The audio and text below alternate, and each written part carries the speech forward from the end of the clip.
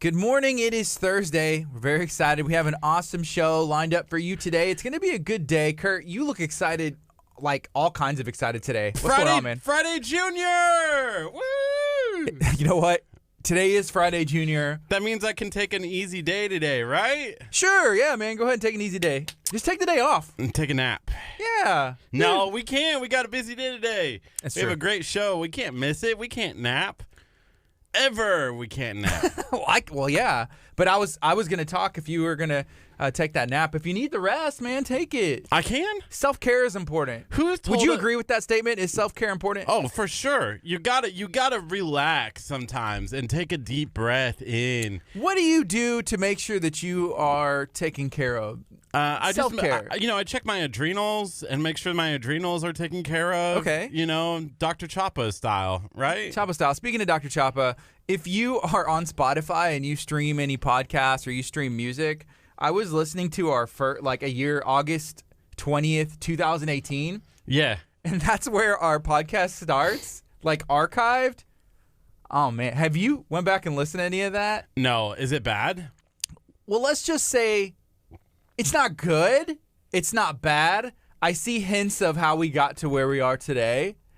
And I'll have to go back and look at it. It's on Spotify? How can I find that? You know what? Have you heard of KHEA Radio? No. You just type it into Spotify, and I promise you it's going to pop up. You're going to see our annoying little logo come and hit you in the head, and you're going to smash that button. I followed it because, why wouldn't I? But I was listening to a year ago, and Dr. Choppa was apparently already coming in. Right. Because we were on a cleanse. It was our first detox, first cleanse, and I was kind of voicing my concerns a little bit with, I can't eat.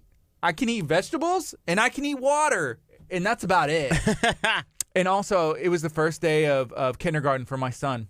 Oh. Isn't that crazy? It's coming up on a year. It is. Because they're starting the school on the 19th. Yeah, and last year they started on the 20th, so I don't know if they planned that, but it ends up working out. I guess it's probably Monday. We got 8 seconds. We're going to get it going on the FM. Share this video out. Let me know what you got going on. Here we go.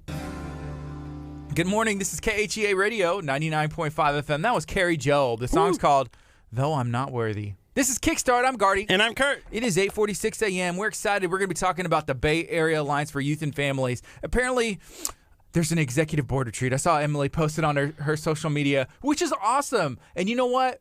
You need self-care. We were touching on that before we went on the FM. How important is self-care to you, Curt, and checking those adrenals? Checking everything to make sure. Yes, sometimes you just need a day where you rest. Today might be that day for me where I just take a break. Apparently everyone else wants to take a break, so we'll take a break. On a Thursday, it's a work day, and you're like, you know what? I need self-care.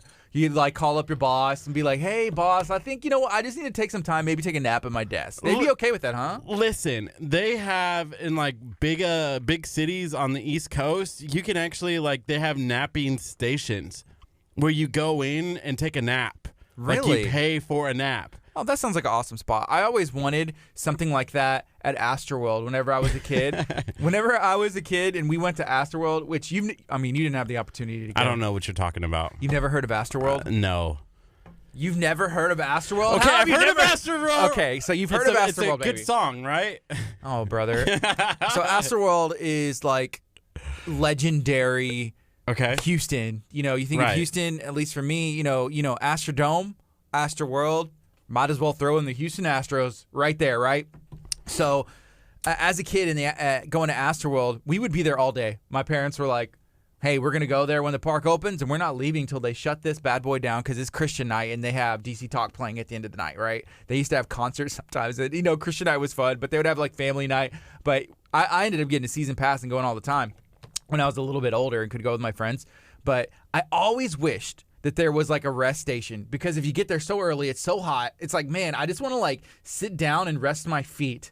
And so maybe the East Coast is on to something like you mentioned, like a nap station. Those are legit. They give you little things that you can put over your eyes. They give you music. Are they cucumbers? You know how people put cucumbers over their eyes whenever they're a spa day? Man, spa days would be great. Are you into that? I don't know if you are. Have you done any of that? I did it when I was in middle school. When I went over to my cousin's house in Colorado, Yeah. they did a little pampering thing, and I was like, I was in my Hawaiian shirt. Me first. Yes, me first. And they put the cucumbers on. I'm like, what's this? And I took it and I ate it. Yeah. And they're like, you're not supposed to eat those. Those aren't real cucumbers. They weren't? No, they were like fake cucumbers for like. Oh, like play. Yeah. I wonder what the real cucumbers do whenever it is like facial spa day. They're like, let's just put this on your face. Like, I wonder what it does. We should ask Desiree. Brazilian Drops. It's 8:49 a.m. This is KHEA. If you're watching on Facebook, thank you so much for taking the time to tune in. You know what? We have some big news coming, and I'm not going to drop it today, but I'm going to say at the beginning of next week, the game has been changed. Some people are going to hate us. Some people may love us. I guess time will tell, you know? The people who win. What's that saying? Like the people who, who gets to write the history? You don't know what I'm talking about. I don't know what you're talking about. I'm sorry. Where are you going with this? Big news? Yeah, big news. I don't know what the big news is. Well, that's how big it is that we can't even tell Curt because he cannot keep a secret. I can't. He can't keep a secret. But we are excited. We're going to be talking to the Bay Area Alliance for Youth and Families about an event that's taking place at 9 o'clock. Curt, wait, what do you got? You're interrupting me here. Keep going, man. Keep going. I was just going to say, Paul said, good morning, fellas. I just finished up some shirts for Bay Area Alliance for their Dancing with the Stars event coming up. That's what we're going to be talking about. I'm excited. It's a really cool event. It's the second annual. Second annual event. They're going to be in at 9 o'clock talking about everything that they're doing. Yeah. But if you haven't heard of it, this is an opportunity for you to learn everything about it. There's going to be two individuals that are coming in, and they're going to be sharing why they decided to participate. You know, if it's a good cause, then you want to participate too, how you can get involved. And then we'll also see how the dancing's going. That seems like it would be the most difficult part. It depends. Well, the event's coming up soon in October. Is that correct? We'll have to ask them. Yeah, they're getting ready. So I feel like they're on the time crunch because they have to learn the routine that they're doing. Yeah, dancing's hard. I'm not good at it. I don't dance.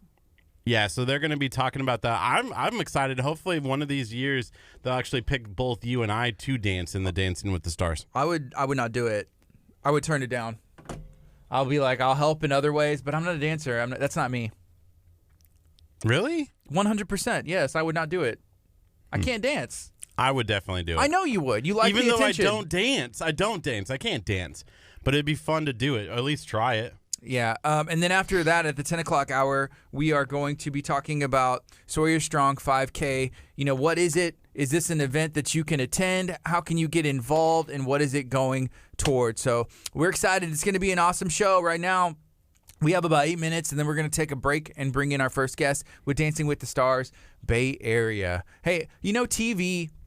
So they got that idea from TV, and we've talked to Amanda McLaughlin about this with Bay Area Alliance for Youth and Families before, right? So Dancing with the Stars Bay Area edition. It's really cool. Speaking of TV, there was an event that I had no idea was happening, but I've seen multiple people on my Facebook timeline mention this. But there was a Beverly Hills 90210. Like, I don't know if it was a reunion. I was kind of a little bit too young, I think, to watch that. Did you watch any of that growing up? I did not. I never caught a single episode of it. I don't think I've even gone back and watched it. I haven't either. Okay. But how do you feel about the remakes, like TV remakes? Like, why don't they come out with new ideas? They do the same thing with movies. What are your thoughts on all that? Is that like a creativity, Did like you see funk? they're doing Home Alone?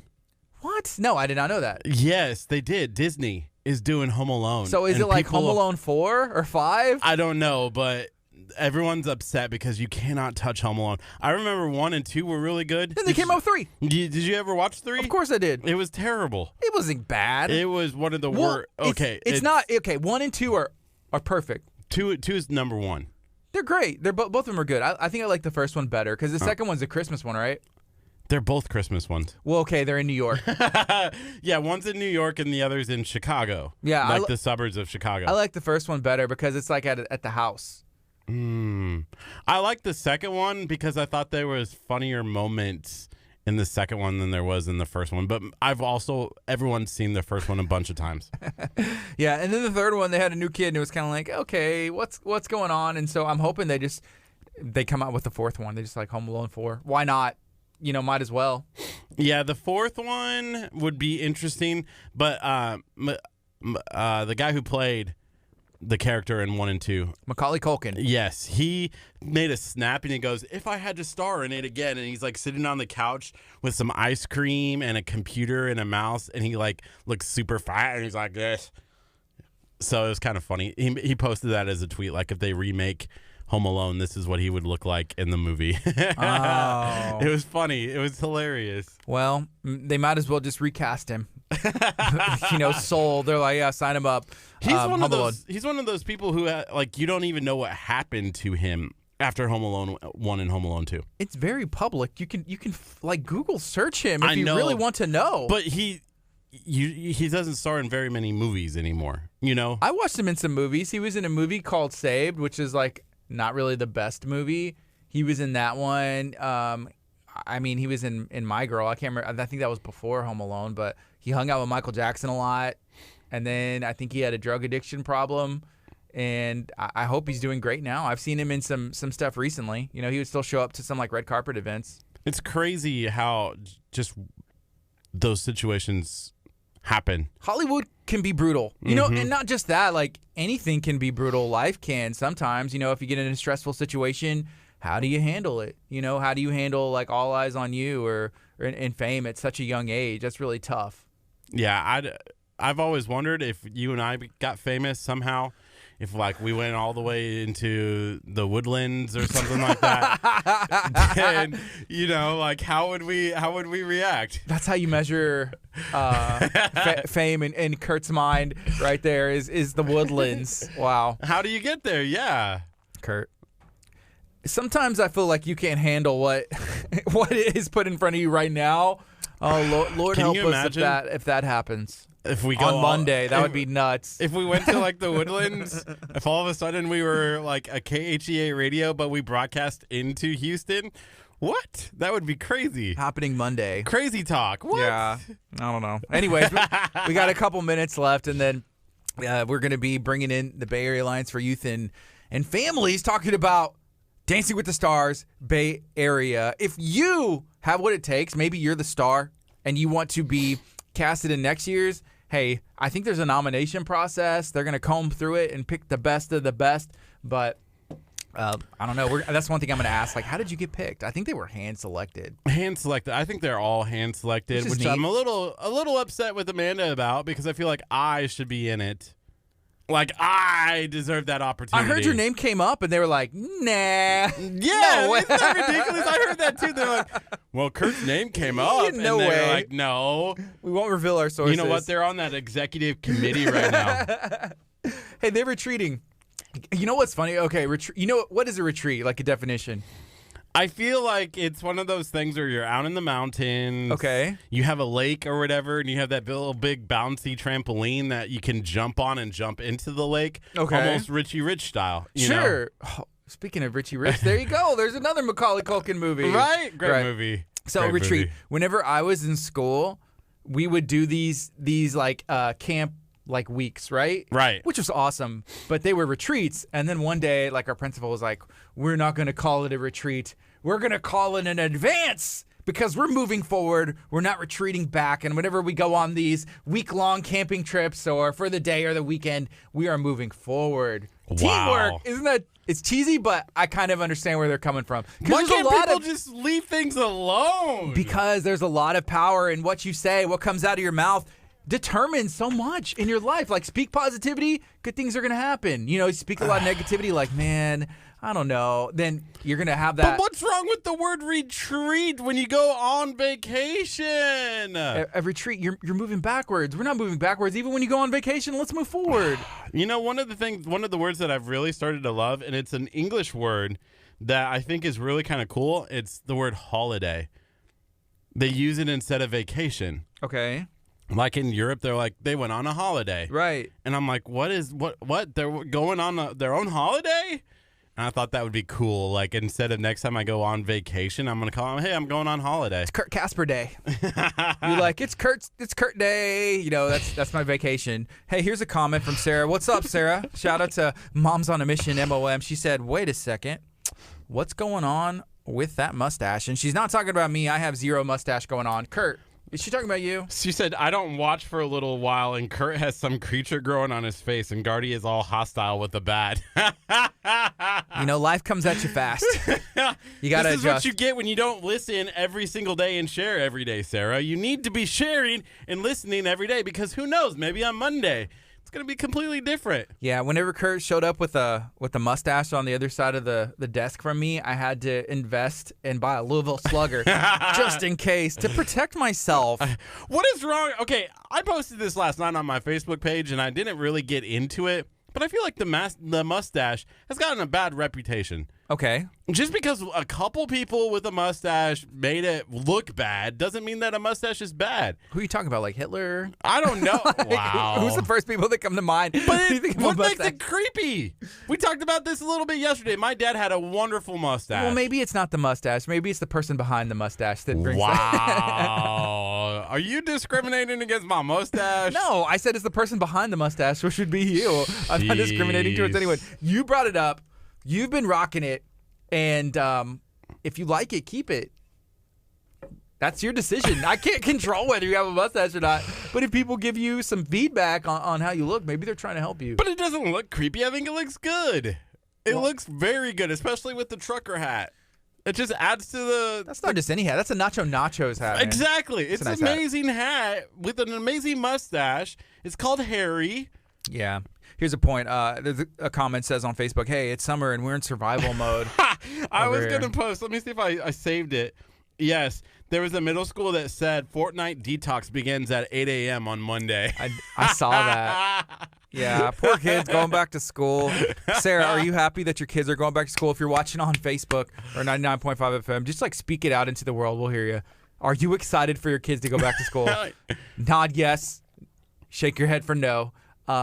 My kids, they go back on the 19th. It's gonna be a good day. 9 more days. Are you counting down? Well, no.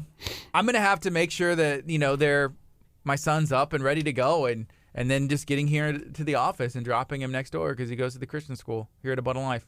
Yeah, 9 more days. Yeah, and then he's gonna be back there, and then you're gonna have to worry about homework as a second grader. He's in second grade, right? Yeah.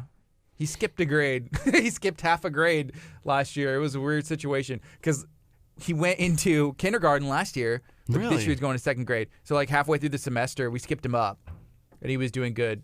Ah, I didn't know that. I told you all of this, but you have a lot going on. You were focused on grooming your mustache and didn't pay attention to that word came out of my mouth. Naming it, Robin said. Yeah. You named it? Yes, I did. Robin also said, I am. She's excited for the kids to go back to school. And then there's another comment from Sarah. She said, amen, yes, Jesus. So I think that people are excited for school to start back up. If you have a lot of kids, I can feel like Chef Mary Bass. I know she has said like summer can't get here soon enough. Her kids are like on eternal vacation. She's like, I'm sending one kid to Ohio. This one's going to Florida. And Natasha has these two, and they're going to Louisiana. So I think that it's like eternal summer at her house. I feel like I'm going to be that parent as well. Like ship them away for the summer so that I can enjoy my summer.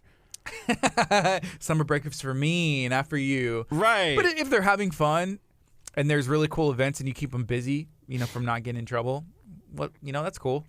I don't remember ever having like any trouble during summer.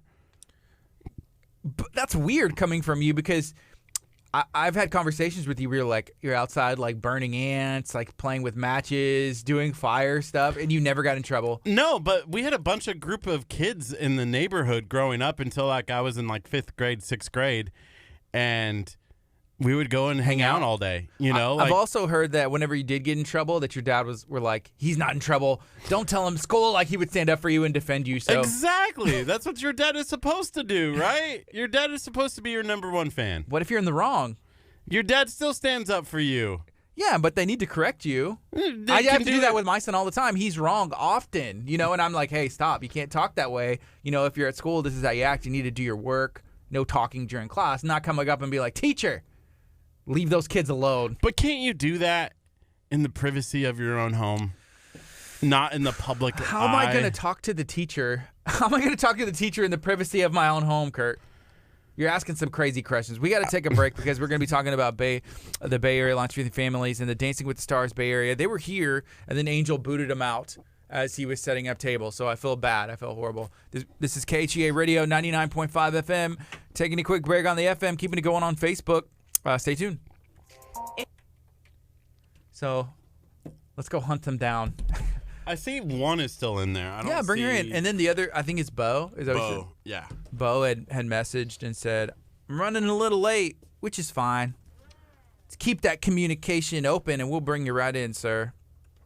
We will bring you in. So we have, I believe, Jan. We have Jan, and then we have Bo. They're going to be participants with Dancing with the Stars Bay Area edition. And if you haven't heard about it, you're going to be learning about it. If you already know about it, then you're going to be meeting someone who is directly involved, why they chose to do it, what kind of dance are they doing, and what kind of preparation. Not just preparation. I feel like to be a good dancer, there's a ton of things that go into it. Balance. You have to have charisma. You have to have stamina. You have to be have your cardio worked up, because it's not just easy to move for an entire 3 minutes. Like, when was the last time you did that? Like, just run in place or jumping jacks. But that's a great way to train for dancing. And then if it was a solo dance, that's one thing. You have to learn the teamwork aspect, where you are dancing with somebody for an entire song, and probably not just one, but multiple songs. So there you go. It's gonna be a good show, and then we're gonna be speaking to Jared. I believe he's gonna be talking about a 5K that is benefiting a family, benefiting a young boy who was born premature, and there's a lot of intensive therapy and things that they're working on him with, but it's really pricey. So what they're doing is putting on a 5K that you have the opportunity to participate in, and you have the ability to help out. So it's a local family. Buster, one of my old neighbors, had kind of reached out to me and let me know about that event. So I'm thankful for that. And we wanted to talk about it this morning. So in that 10 o'clock hour, that's what we're scheduled to do. And it's going to be a good one. So we also have a busy day today, as I'm sure you do too. So I'm going to let you know what we have going on later in the day. And you in the comments, let me know what you have planned going on today. Maybe you're at work. Maybe you're enjoying that last day of summer, or you're trying to go school shopping with the kids, or you're just trying to keep the house maintained as school's about to start and the kids maybe are going nuts. Either way, let me know what you have going on today. We're going to be doing some filming with United Way today and tomorrow. We have scheduled some guests to come to our building. We've also scheduled some meetings and some things where we're going to be going out to them. So we are going to be at the Nestler Center. We're going to be over in Galveston. We're going to be at the Galveston County Food Bank. These are a bunch of agencies that the United Way over in our area partners with, and a lot of these agencies depend on the United Way and the funding that they bring, so they're able to go. Hello, how are you doing? I'm great. How are you? Jan. Yes. How do you pronounce your last name? Layman. Layman. And you're a participant in Dancing with the Stars? I am.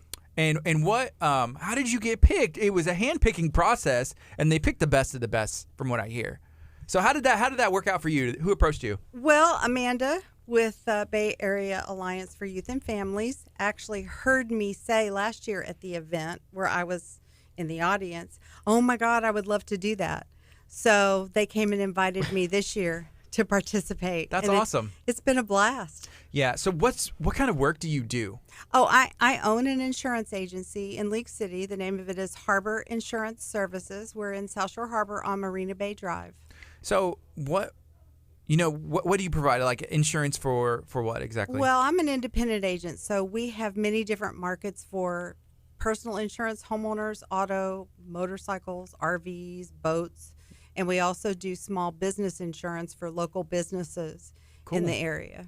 Do you offer flood insurance? Oh, certainly, and I highly recommend it to everyone. Have you seen anything in the news about what's going on in League City and proposed floodplains, approved floodplains? Plains? There's a lot that has changed, like today. Yes, absolutely. Effective August 15th, the maps are changing in League City, and some areas are going to be moved from the preferred zone to a not so preferred zone. What does that mean for somebody who's getting moved into that area? Well, it means that you save money? No. It means that your premiums can go up. The thing is if you're currently in the preferred zone, which is zone X, you can go ahead and purchase your policy now and grandfather it in zone X. The premium is still going to change eventually. In a couple of years, they'll move you from the preferred program to the regular program, but you're still going to be rated at zone X, which is going to keep your premiums lower than they would be if you wait till after August 15th. So if you live in, and what I've seen is specifically mentioning League City, you know, if you live in an area and you don't have flood insurance, now is the time to get it before August the 15th. Yes, now's the time to get it. How long is that grandfather? How long out can you purchase an insurance? Is it just a year, or is it like you can get like? It's for a year, but if you continually renew it and keep it in force, that keeps you in the grandfather status. Okay. So, and also if you don't currently have flood insurance, there is a 30-day waiting period for coverage. So you need to purchase it now so that you make sure that your coverage goes into effect in 30 days. I noticed Curt kind of zoned out because he currently lives in an apartment. Is insurance important? If you're in an apartment, can you even insure anything? Like, of course. You can. Okay. If you live in an apartment, you should insure your personal property, and your apartment complex will likely require you to carry personal liability insurance. And that is part of the renter's insurance policy. You get coverage for your personal property, and you get the personal liability coverage that's required by the management of the apartment complex. On top of that, you can buy flood insurance to cover your personal property. Chances are the apartment complex has flood insurance for the building, but they're not going to cover your stuff. Yeah, so you lose like furniture, couches, everything else. Clothing, it covers everything that belongs to you personally. Wow. And also, even if you're on the second floor, flood insurance is not a bad idea, because if something happens where there's a major flood and the building collapses because of that flood, you're going to need coverage for your second floor, for the stuff on your second floor. So what about water that comes from like the top? Like, let's say you live in an apartment complex and there's like a leak or like a window. There's water damage coverage on a renter's policy that covers your personal property if it's damaged by any kind of water damage. Okay. I wish there was just like one policy and it's like, this is the end all be all, everything, the gold card. Well, no policy covers everything, but being an independent agent, I have access to homeowners and renters policies that will include coverage for windstorm, hurricane, and hail, which if you live in this area, in the Texas Gulf Coast area, you'll find that most major carriers will exclude windstorm, hurricane, and hail coverage from your homeowner's policy.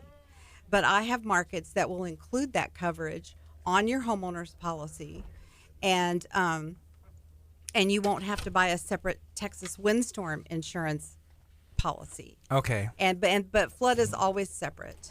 So pretty much what you're saying is you need to talk to an expert. You need to talk to Jan. Call me. Because even if you think you're covered, it doesn't hurt to double check. No, you need to check, because all policies are different. There are endorsements that can be added that will add coverage or will exclude coverage. And nobody's policy is exactly the same as the next. Okay, so right now it's no secret we're in hurricane season. I don't know if there's a misconception I have. Like, when can you actually add an insurance policy? Like, if there's a storm in the Gulf and you're like, hey, I need insurance because next week, but I don't know how long out. How does that work? Well, if there's a storm in the Gulf, most insurance companies will not write new coverage or add coverage to a policy while it's in the Gulf. So you can't wait until a storm is in the Gulf to buy insurance. You need to buy it beforehand, and you need to keep it in force year after year after year.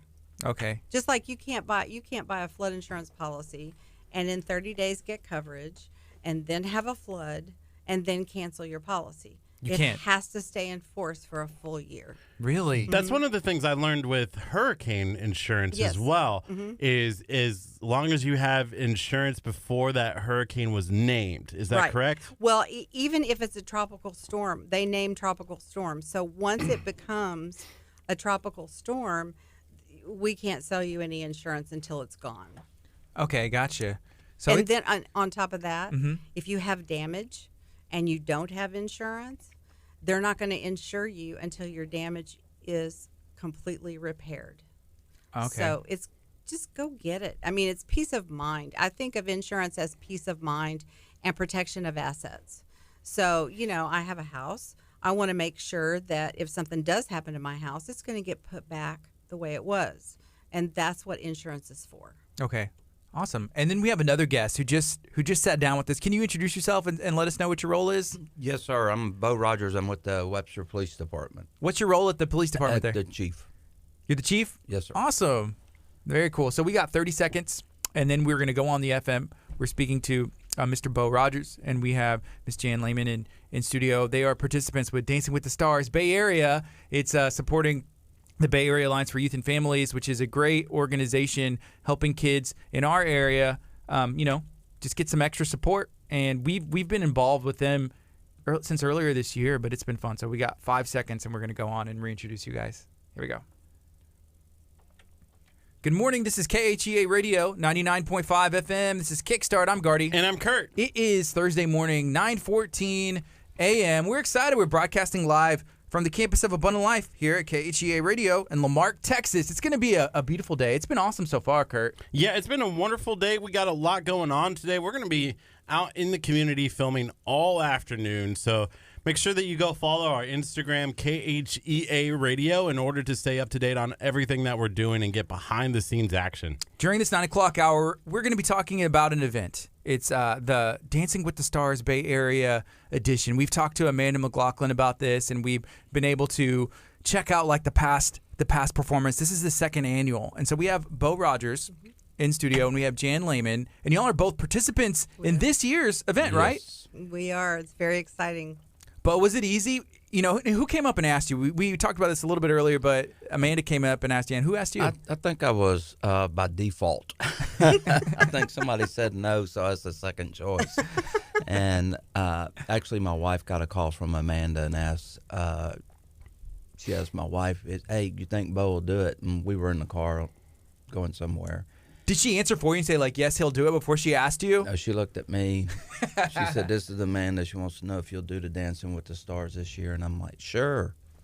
And she kind of did a double take, like, really? And I'm absolutely anything we can do for him. Are you a dancer? Are you a natural dancer? No way. No way. No? My first conversation with Amanda was find somebody with two right feet because I have two left feet. So if your partner has two left feet, y'all be good to go. We're getting there. Are y'all partnered together? No. No. Who is your partner? Trish Hanks. She's at Friendswood City Council.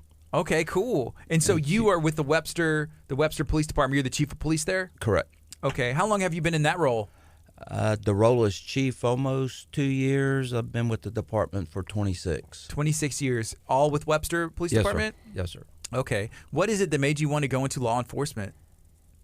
I hadn't figured that out yet. My dad was a police officer down in Galveston, and my brother did some time with Galveston. He did 20 years with Galveston, and I started with Galveston County, actually, and worked just over 9 years down there before I went to Webster. So all in all, about 36 years in. Okay. And Jan, so you are a participant. You're dancing this year as well. I am. Who is your partner? My partner is Gene Hill, also known as Mean Gene Hill.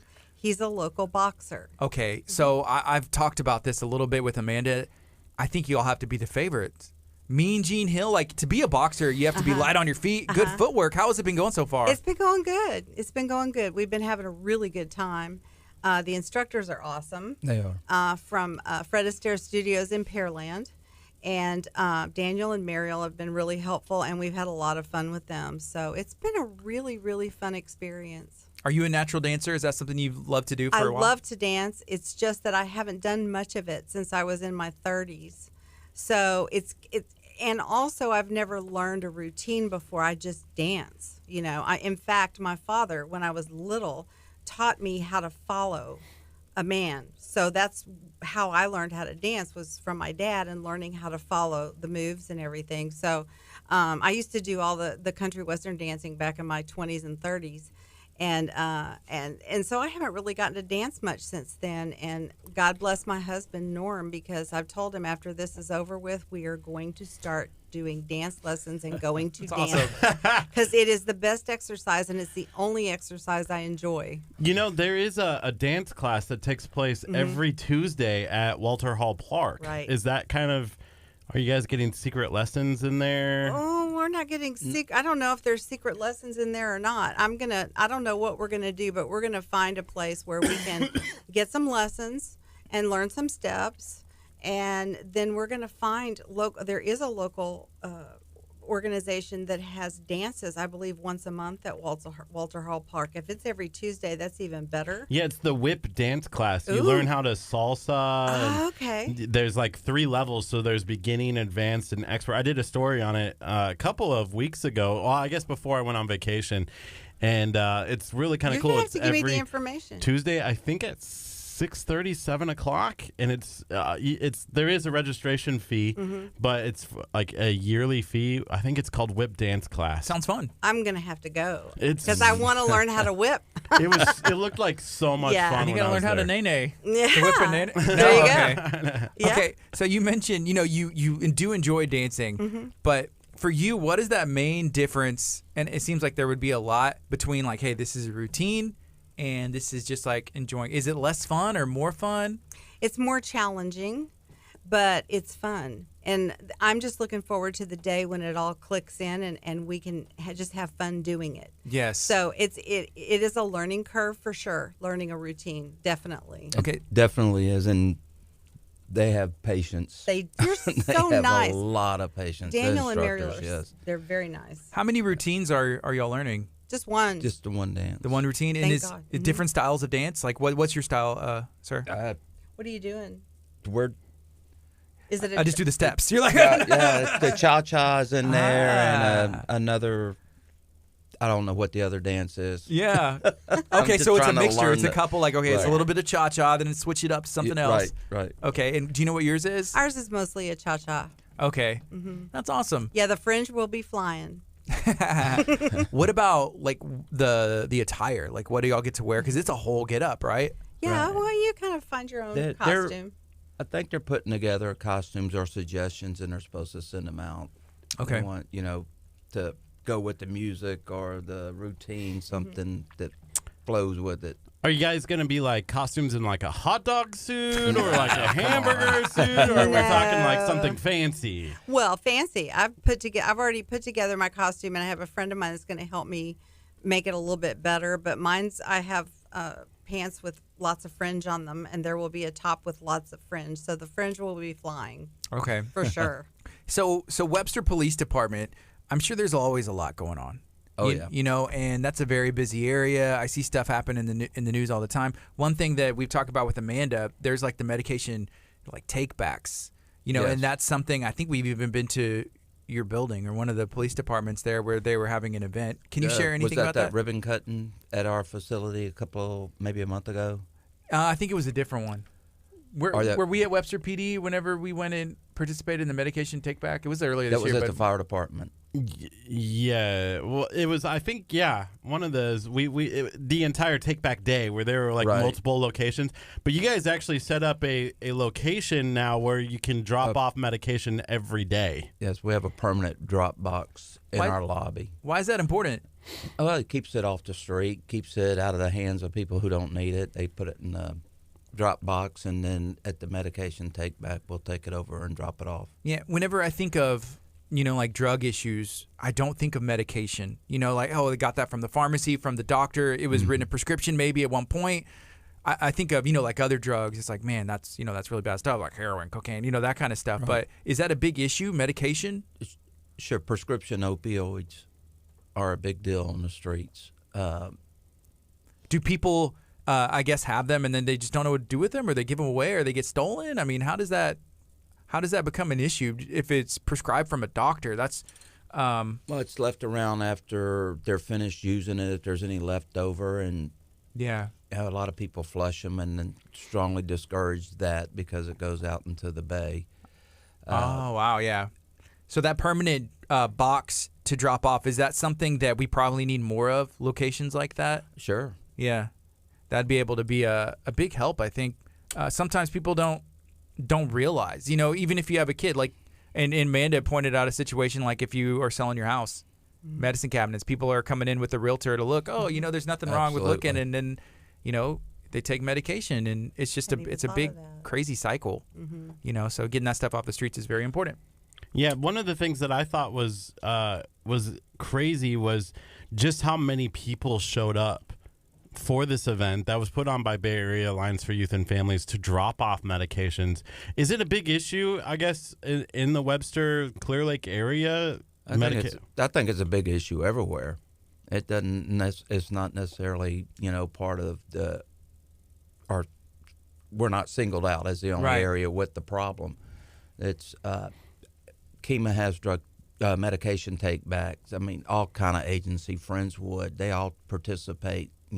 We do it twice a year and we do it at the fire department. So it's just a drive-through. You don't even have to get out of the car. Just pull up there and they hold the bag. You drop it, your medication in there and drive off. That's awesome. Jan, why is it important for you to participate and support the Bay Area Alliance for Youth and Families? Well, anything that is helpful to youth and families is what I like to do. So the importance of the education is a lot of people just still don't really know what to look for and how to respond to someone who has a problem with drugs and alcohol. And it also helps to teach children at an early age about this danger so that they don't fall into a drug or an alcohol problem later on in life. So education is everything. The more you know, the better you do. Yeah. Amanda's come in here before, and we talked about vaping. I think not last time she was in, but the time before, and how I think parents just don't understand what it is. It's still kind of new, and kids are like, oh, yeah, it's a Juul or whatever, and maybe a parent buys it for them. It looks like a little electronic, toy or something, and it's not. It's a way to get like crazy amounts of nicotine into your system, and that's pretty addicting, so spreading that information is pretty important, and the long-term effects and everything else is still unknown. Yeah, we don't know exactly. Right. So I saw on the news the other day where there were several young teenagers in the hospital that went to the hospital over the weekend. I can't remember where it was, and all of them it was from vaping. Wow. It's a gateway, and that's why it's discouraged. Yeah, and it's addicting. Very. Yeah. Well, yeah, nicotine is definitely addicting. So you need to be, before you do anything like that, drink alcohol or do something like that, you need to be an adult. It's not something that a kid at a young age can make a decision about, and that's why there's an age limit for those supplies of 18 years or more. And I can't believe parents would go out and buy that for their kids. Yeah. Please don't do that. Yeah. Because once you get nicotine is one of the hardest addictions to break. And so if you're not already addicted to it and trying to get off of it, don't get on it. And I do know that vaping has been helpful to a lot of people to stop smoking cigarettes because you can control the amount of nicotine in your vape juice. So, but I would say that would be better than just starting it for no reason. It's like starting smoking. Why do that? So what do you guys do in the community to kind of watch out for that? Because I know with the Webster Police Department, I'm sure you are constantly looking out for some of those things. But what I guess are you guys doing to help prevent those things from taking place? As far as the vaping, I mean, it's all controlled at the store, and just having the right person behind the counter who's willing to take that extra step and make sure that they're old enough, and unfortunately there's nothing illegal about it except you have to be old enough to purchase it. And I think that's the main point or the point where it would start as far as the control of it being out there. You send somebody in to buy it if you're not old enough, and then you have it in your hand.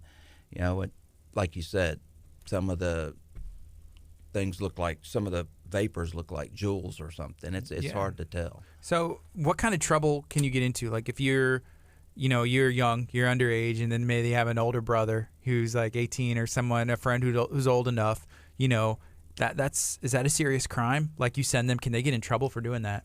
For purchasing? Yeah, like I'm 18, I have a little brother, he's 16, and he's like, hey, will you buy me one or give me one of yours? And I'm like, sure, yeah, here's some, cigarettes, or here's a vape. Yeah, there's laws against purchasing cigarettes or nicotine.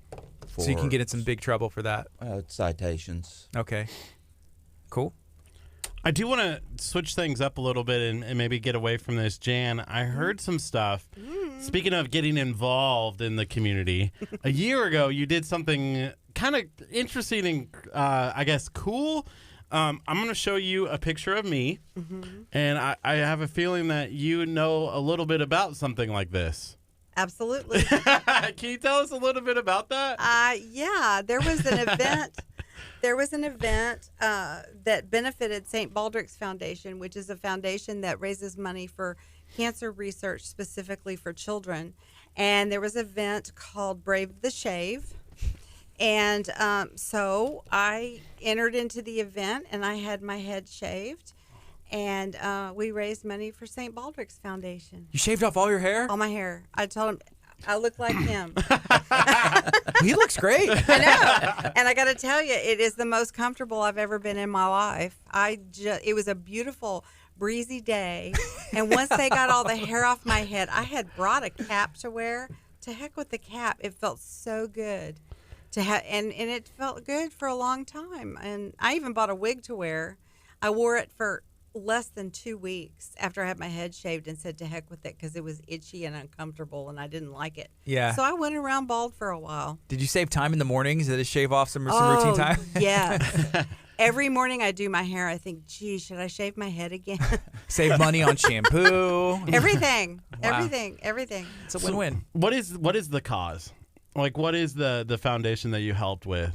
Oh, that's the St. Baldrick's Foundation. They raise money for research into cancer, specifically in children. Oh, wow. Yeah. So how did you get involved in that, and why? You know what? The League City Chamber of Commerce sent out an email about it, and I saw it, and I called and signed up. It just looked like fun. So they needed people to volunteer to have their head shaved, and you said, Yeah. I'm in. I'm in, yeah. I just volunteered to have my head shaved, and I promoted it a lot on Facebook and asked for donations to sponsor my shave. And a lot of people did help with that, and it was fun. It was great. We had a great day. Man, I feel awful now that I just raised money for KHEA Radio to get my shave. No. Yeah, I said, hey, I'll shave my head like in a bowl, like an old grandpa kind of thing. Yeah. For like $5,000 for the radio station during our share-a-thon. Why not? Okay, so we did that. And then on top of that, Cool Cow Creamery. Have you ever been there? It's in KEMA. It's delicious. You're gonna have to go and check it out sometime. But they came on our show. We went live on Facebook for 8 hours trying to raise money to get new gear and new equipment. And they said, what would it take to get you to shave your eyes? Here, I'll write $1,000 check. Both his eyebrows. Both my eyebrows and my shaved head. I would do it, certainly. It was $5,000. That's cool. How much to shave that mustache? So this is new. I just grew it in like a day. Yeah. No, I shaved everything else. Someone's like, how did you grow that so fast? I'm like, I shaved everything else around it. Well, it's so funny because when you think about it, it's just hair. It'll grow back, and hopefully it'll grow back better, which mine didn't. But still, it's just hair. And to help with research on childhood cancer, I mean, it's just a no-brainer. Do they do that every year? They do it in different locations across the country every year, not necessarily here every year. Oh man, I missed. I would have easily done that. I think that's an amazing cause. It's a no-brainer. For me, it was. For me, it was a no-brainer. Chief, would you do it? Sure. We actually had last year in November, No Shave November. the guys came to me and said, hey, they're asking, can they grow a beard, and I don't think it's overly professional in a uniform. So as long as it's clean with the number 3 guard on it, where it's not hanging down on their chest. Yeah. I said, they can do it. One condition.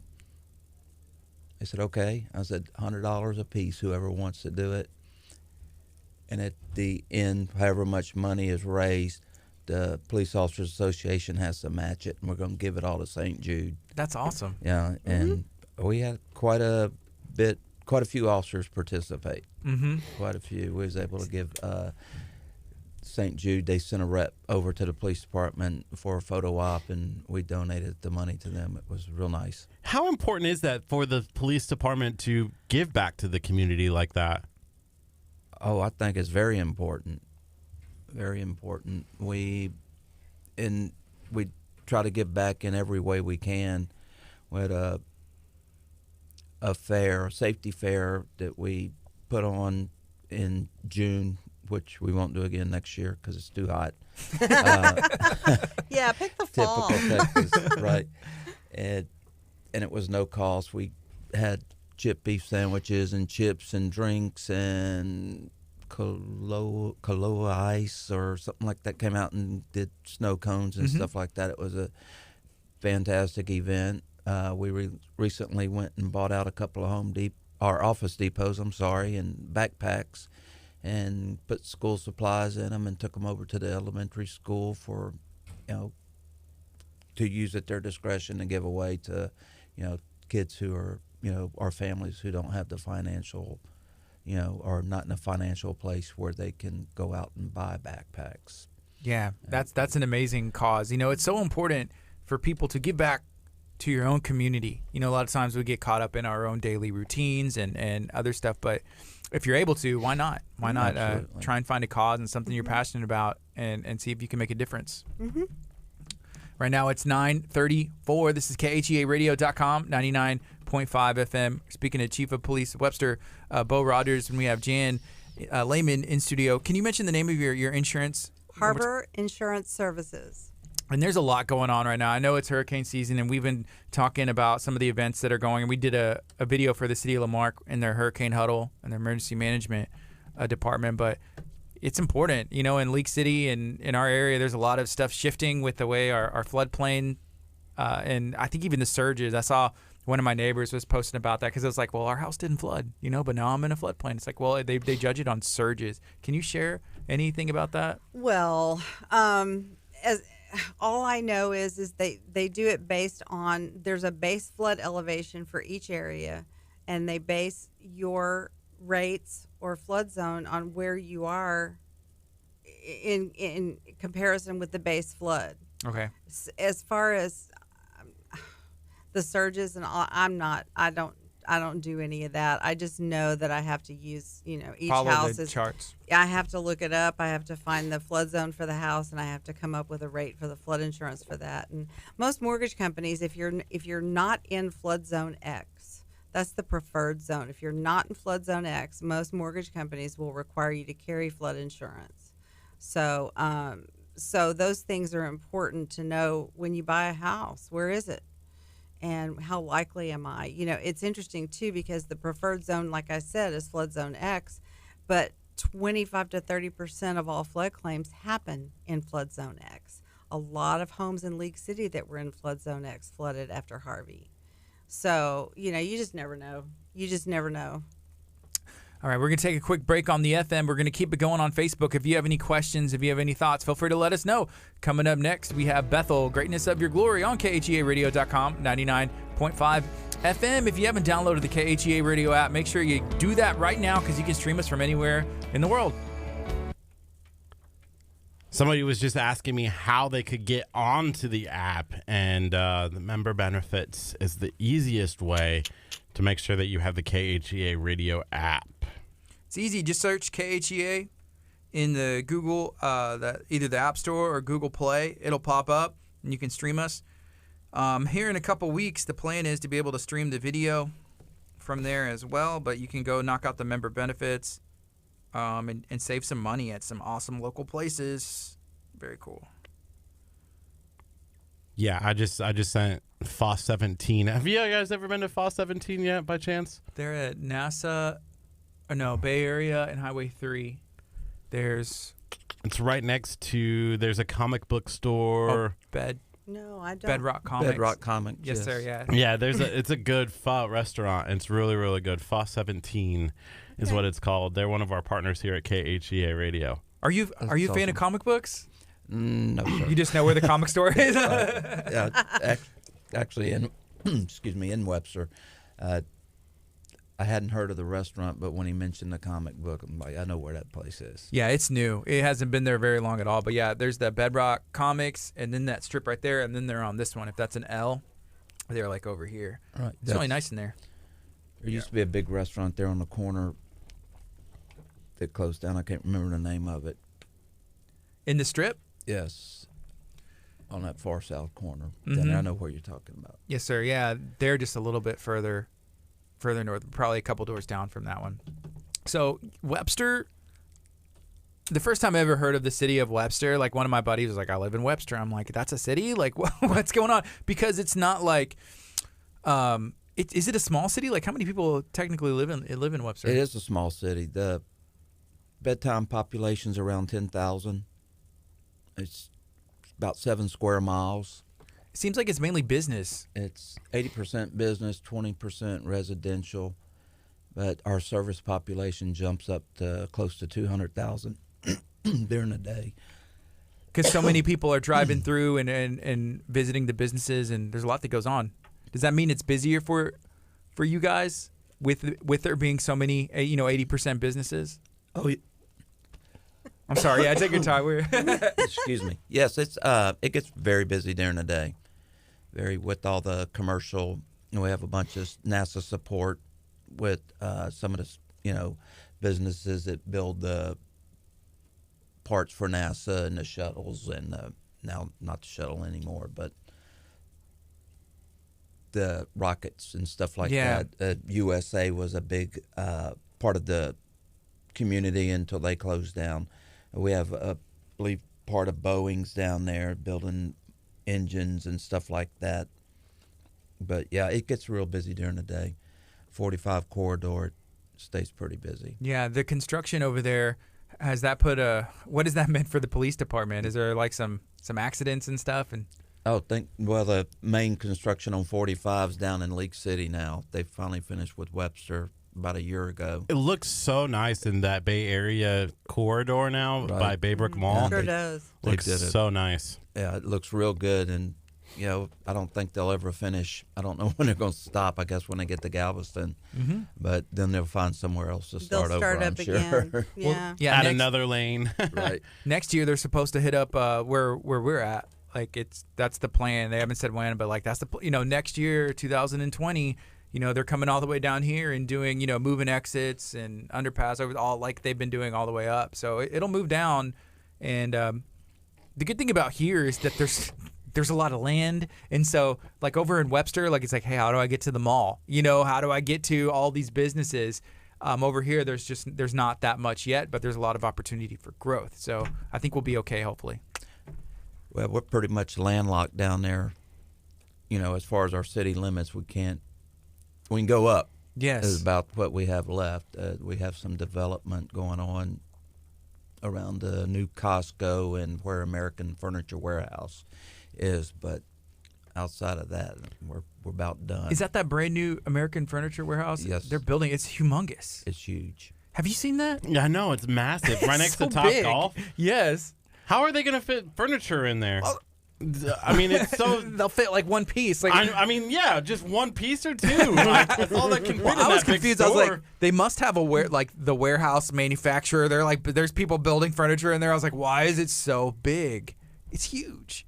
Well, I think they want to make sure you can get what you purchase when you're there. Yeah, you'll leave with it today, or we'll deliver it like right now because we have 100. I'm sure I would be willing to bet you that 70 to 80% of that building is just for storage. Wow.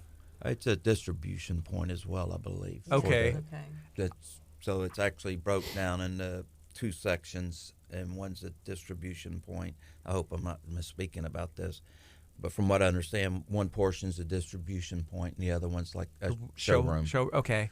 Yeah. Man, I know like on the way to KHEA on I-10, there will be like a couple of, I think on the left, there's like where those warehouses where they are the distribution for like Star Furniture and like all these other places. So I'm like, they just took that instead of doing it way over there. They built it all right here.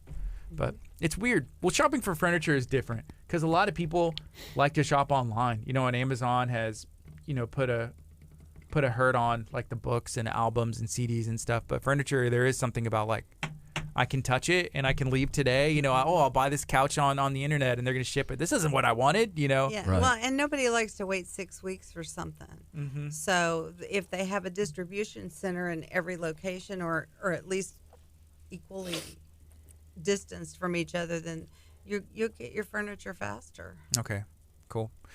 And I'm going to ask you straight up, are you going to win Dancing with the Stars? Absolutely. Wow, she didn't even have to think about it. Absolutely. I like the confidence. That was very confident. Absolutely. Bo, are you? Absolutely. Somebody's not going to We'll win. have to split the trophy. It'll be a tie. That's fine with me. Hey, The most cool. important thing is that people go and vote for their favorite dancers, and make sure that they know that they're contributing to the Alliance. And it's a very important organization, and that's why we're all doing this. So Can't you vote now? Isn't it you open? can vote Yes. right now. What Yeah. number should people vote? Well, let me tell you. How is that fair? You can- guys haven't even danced yet. I can actually, it doesn't matter. It does not matter. She's like, I'm going to win by I'm going to find this, and I'm going This to is- give you the number. This is just a popularity vote then. This is not truly Well, based on your dancing. No, they see how we move. So the phone number to vote, and you text your vote.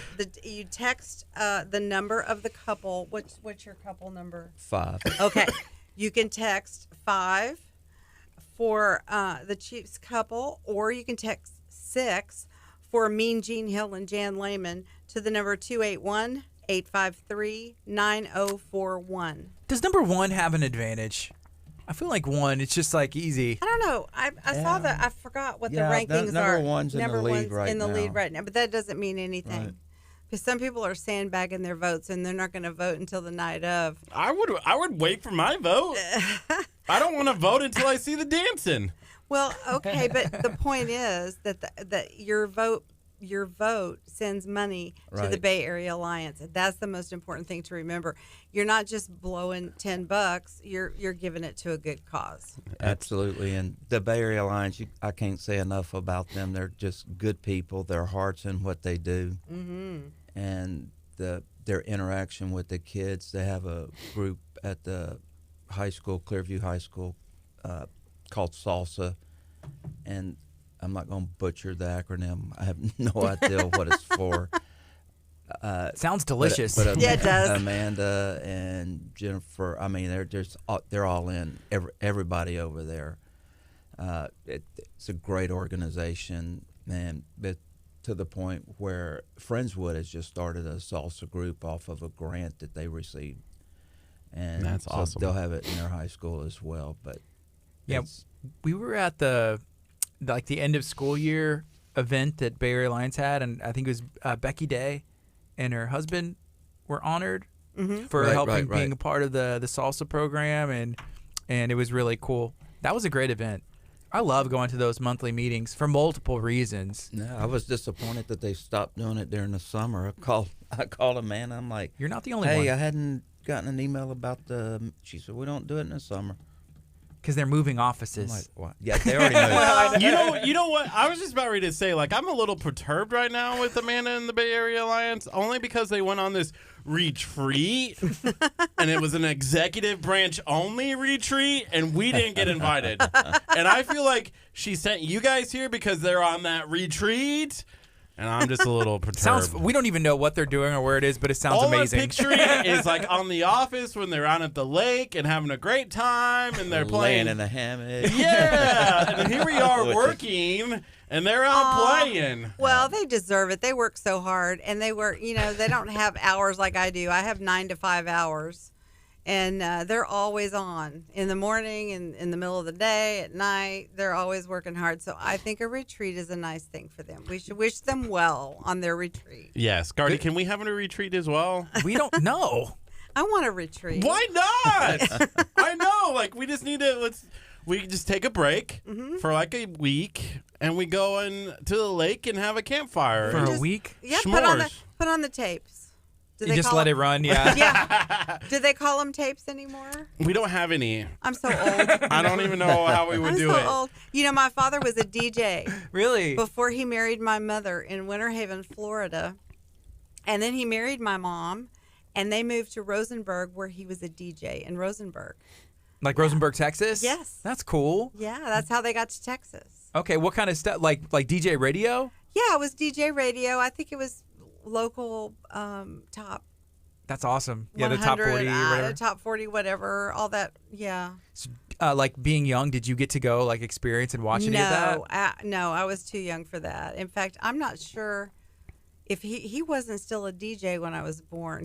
He actually went into the insurance business, and that's how I got into the business. Do you think if he would have stayed in the radio business, things would be a lot different? Like you would have went in the radio biz? She'd Probably. be a DJ right now. I'd be a DJ. You have a great DJ voice. You can't stop me from talking, that's for sure. I can always find something to talk about. But maybe, I don't know. My father was my mentor, my biggest cheerleader, my biggest supporter. We were very, very close. And when I got out of high school, I really didn't know what I wanted to do. I just wanted to get on with my life. And he said, well, come and work in my office for a little while and see if you like it. And here I am 40 years later, still in the insurance business. So, yeah. It's important. Yeah. Well, I don't know. I could have been a DJ maybe. I love music. It's not too late to switch. I love talking. No, not going to change. I love what I do. Think about it. I love what I do. Why not both? Nah, maybe. I don't know. We'll put that on the list.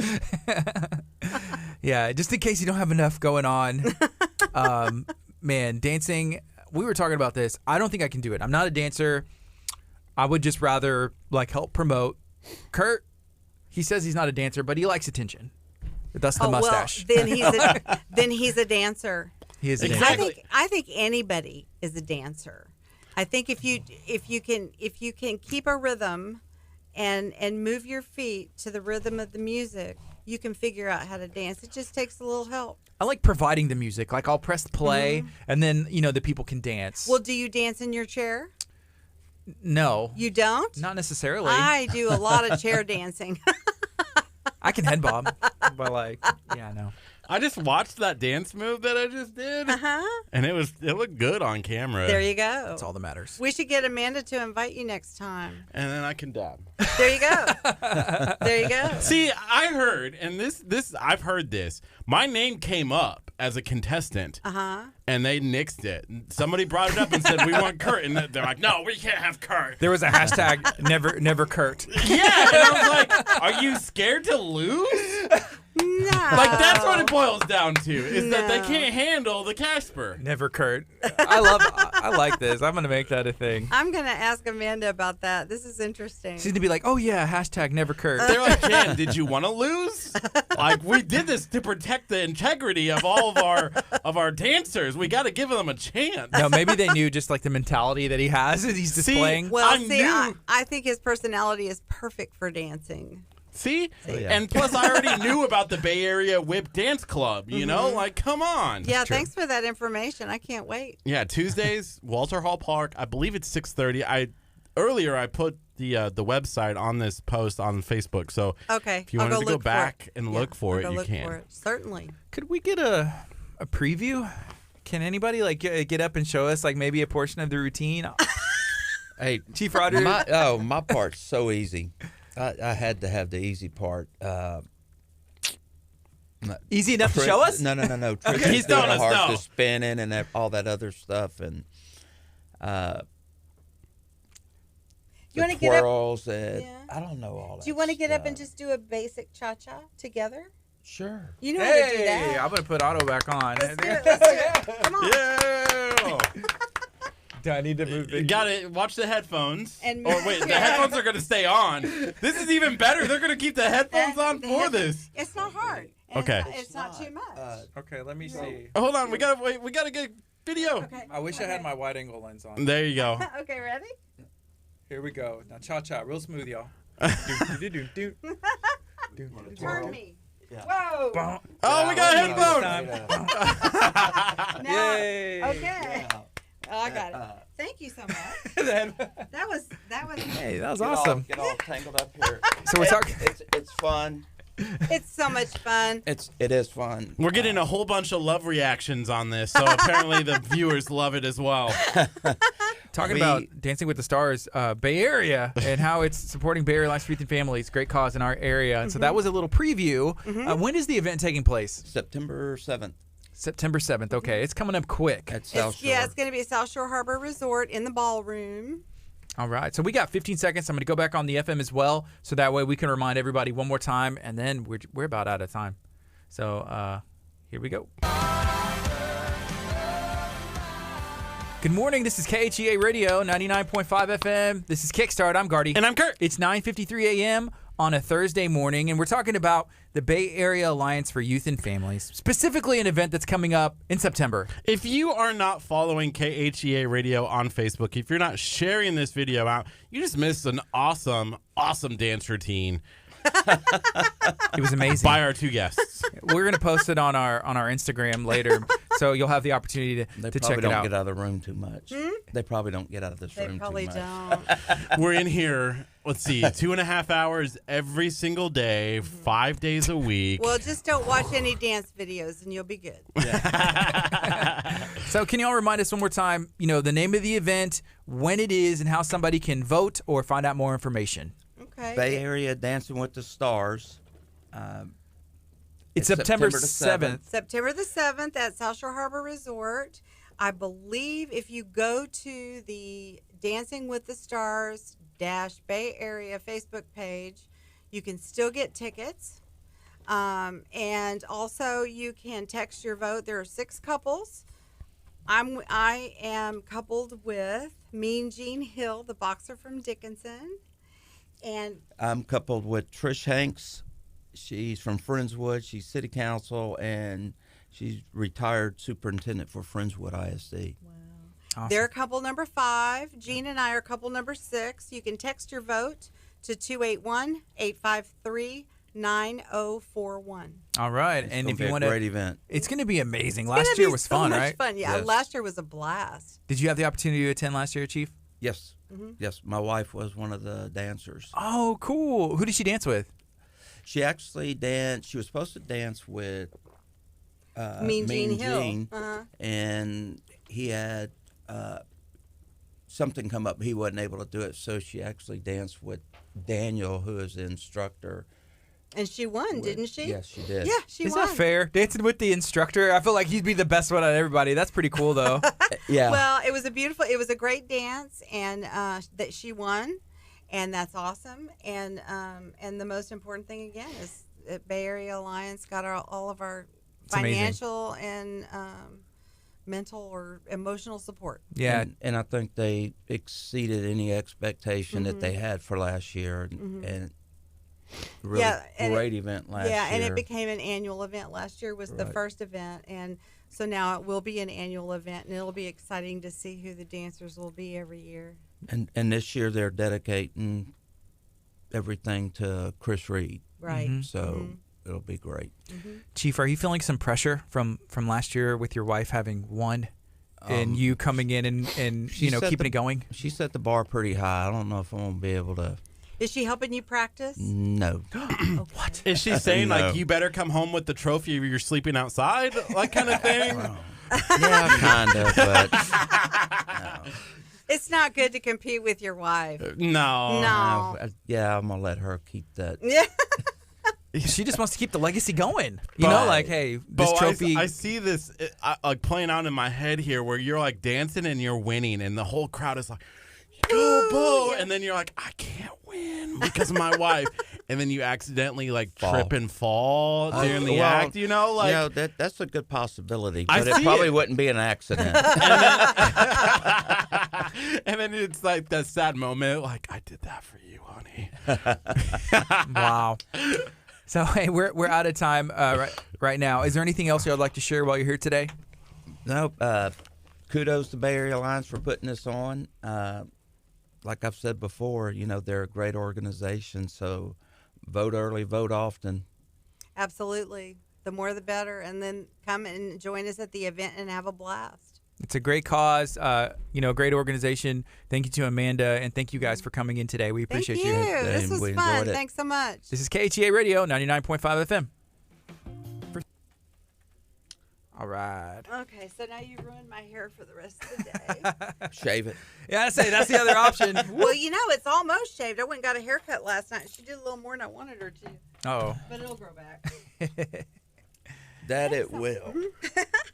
I was Thanks so telling Kurt, I much. was like, Kurt, I mean, there's a certain age sometimes where guys, like, you think that, and then it's just like, it starts going back and lightening up. My husband is bald on top, but he's got the most beautiful white hair around here, and it's nice and thick back here, and he's got a white beard and mustache. He's beautiful. It looks great. Yeah. And I can't imagine. I met him bald. I can't imagine what he would look like with hair. And he's never shaved his beard or mustache since I've known him, and I've told him he can't do that. He just keeps it up, trims it. He's always had. Oh, listen, he trims it every morning. He spends more time in front of the mirror in the bathroom than I do. Thank you all so much for coming in. Thank you. It was nice to meet you. It was fun. Thank you, Chief. so It was nice to meet you. Absolutely, man. Anytime. All right, Facebook. Hey, we appreciate you guys. Feel free to share this out if you have any questions on how you can get involved with the Bay Area Alliance. Reach out to me. They have an awesome Facebook page. It's a great organization. It helps young people. They focus on kids, and the thing that they focus on is making sure that these kids avoid drugs and alcohol. Just kind of showing the importance of that. And then here recently, talking about vaping, because it's still kind of new, I think, like in popular culture, and a lot of the times making sure parents and even kids are up to date and are educated on what it actually is and the effects and the long-term effects. That's important. So, hey, let me know what you got going on today if you're watching. Feel free to share this video, maybe share it into a group. Next, we're going to be talking about a 5K, Sawyer Strong 5K that's taking place, I believe, in Nassau Bay. I had that event pulled up. And how you can get involved. You can have the opportunity to run. There's a lot of people that I know that are just runners. And that's the one thing that Kurt always says, like, you don't have to run, right? Nobody's forcing you to do this. How y'all doing? Hi, good. Jared, right? Yes. Awesome. I'm Gardy. Nice to meet you, man. What's your name? I'm Crystal. Crystal. Jared and Crystal. Thank y'all for hanging out with us today. Yeah, of course. Absolutely. So there's a 5K. There's an event taking place, Yes. and there's a Facebook event. So it's Sawyer Strong 5K. Yes. Where is it, and when is it? Okay. It's September 14th. It's a Saturday. Starts at 8 a.m. and it is in Clear Lake Shores. I'm not sure if you're familiar with the KHEA area. A little bit. Yeah. So there's a park there in Clear Lake Shores as soon as you come over the bridge on the right, and we're hosting it there. Okay.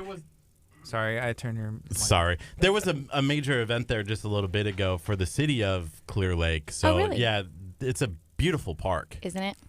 Yeah, it's a good setup for exactly what we're doing. I'm going to sit in the park, but I'm not running a 5K. I'm sorry. You get a water view the whole time. Kurt's not big on exercising or running or This marathon. body doesn't work itself, I'm not going to out my husband, but he may not be running either. Oh, I'm going to look the part, that's for sure. Got a group of friends. We're getting come in really short the runner spandex shorts. tights underneath, and then Absolutely. you have short you bring shorts, the water tank top. bottle Yeah. so that it looks like you've been Yep. out sweating. Yes. I've done Fake that the whole thing, yeah. I've done that a few times when I come in here. Like, I spray myself with water. I splash water on me, and Gardy's like, "What happened?" I'm like, "I ran here. It was so hard. I've been working so hard." Yeah. Well, he just got the AC fixed in his car, and sometimes he would come in, and I'm like, did you get here? Like, what's going on? But he would look wet. He's like, it's hot out there. I'm like, yeah, it is. It is hot. Yeah.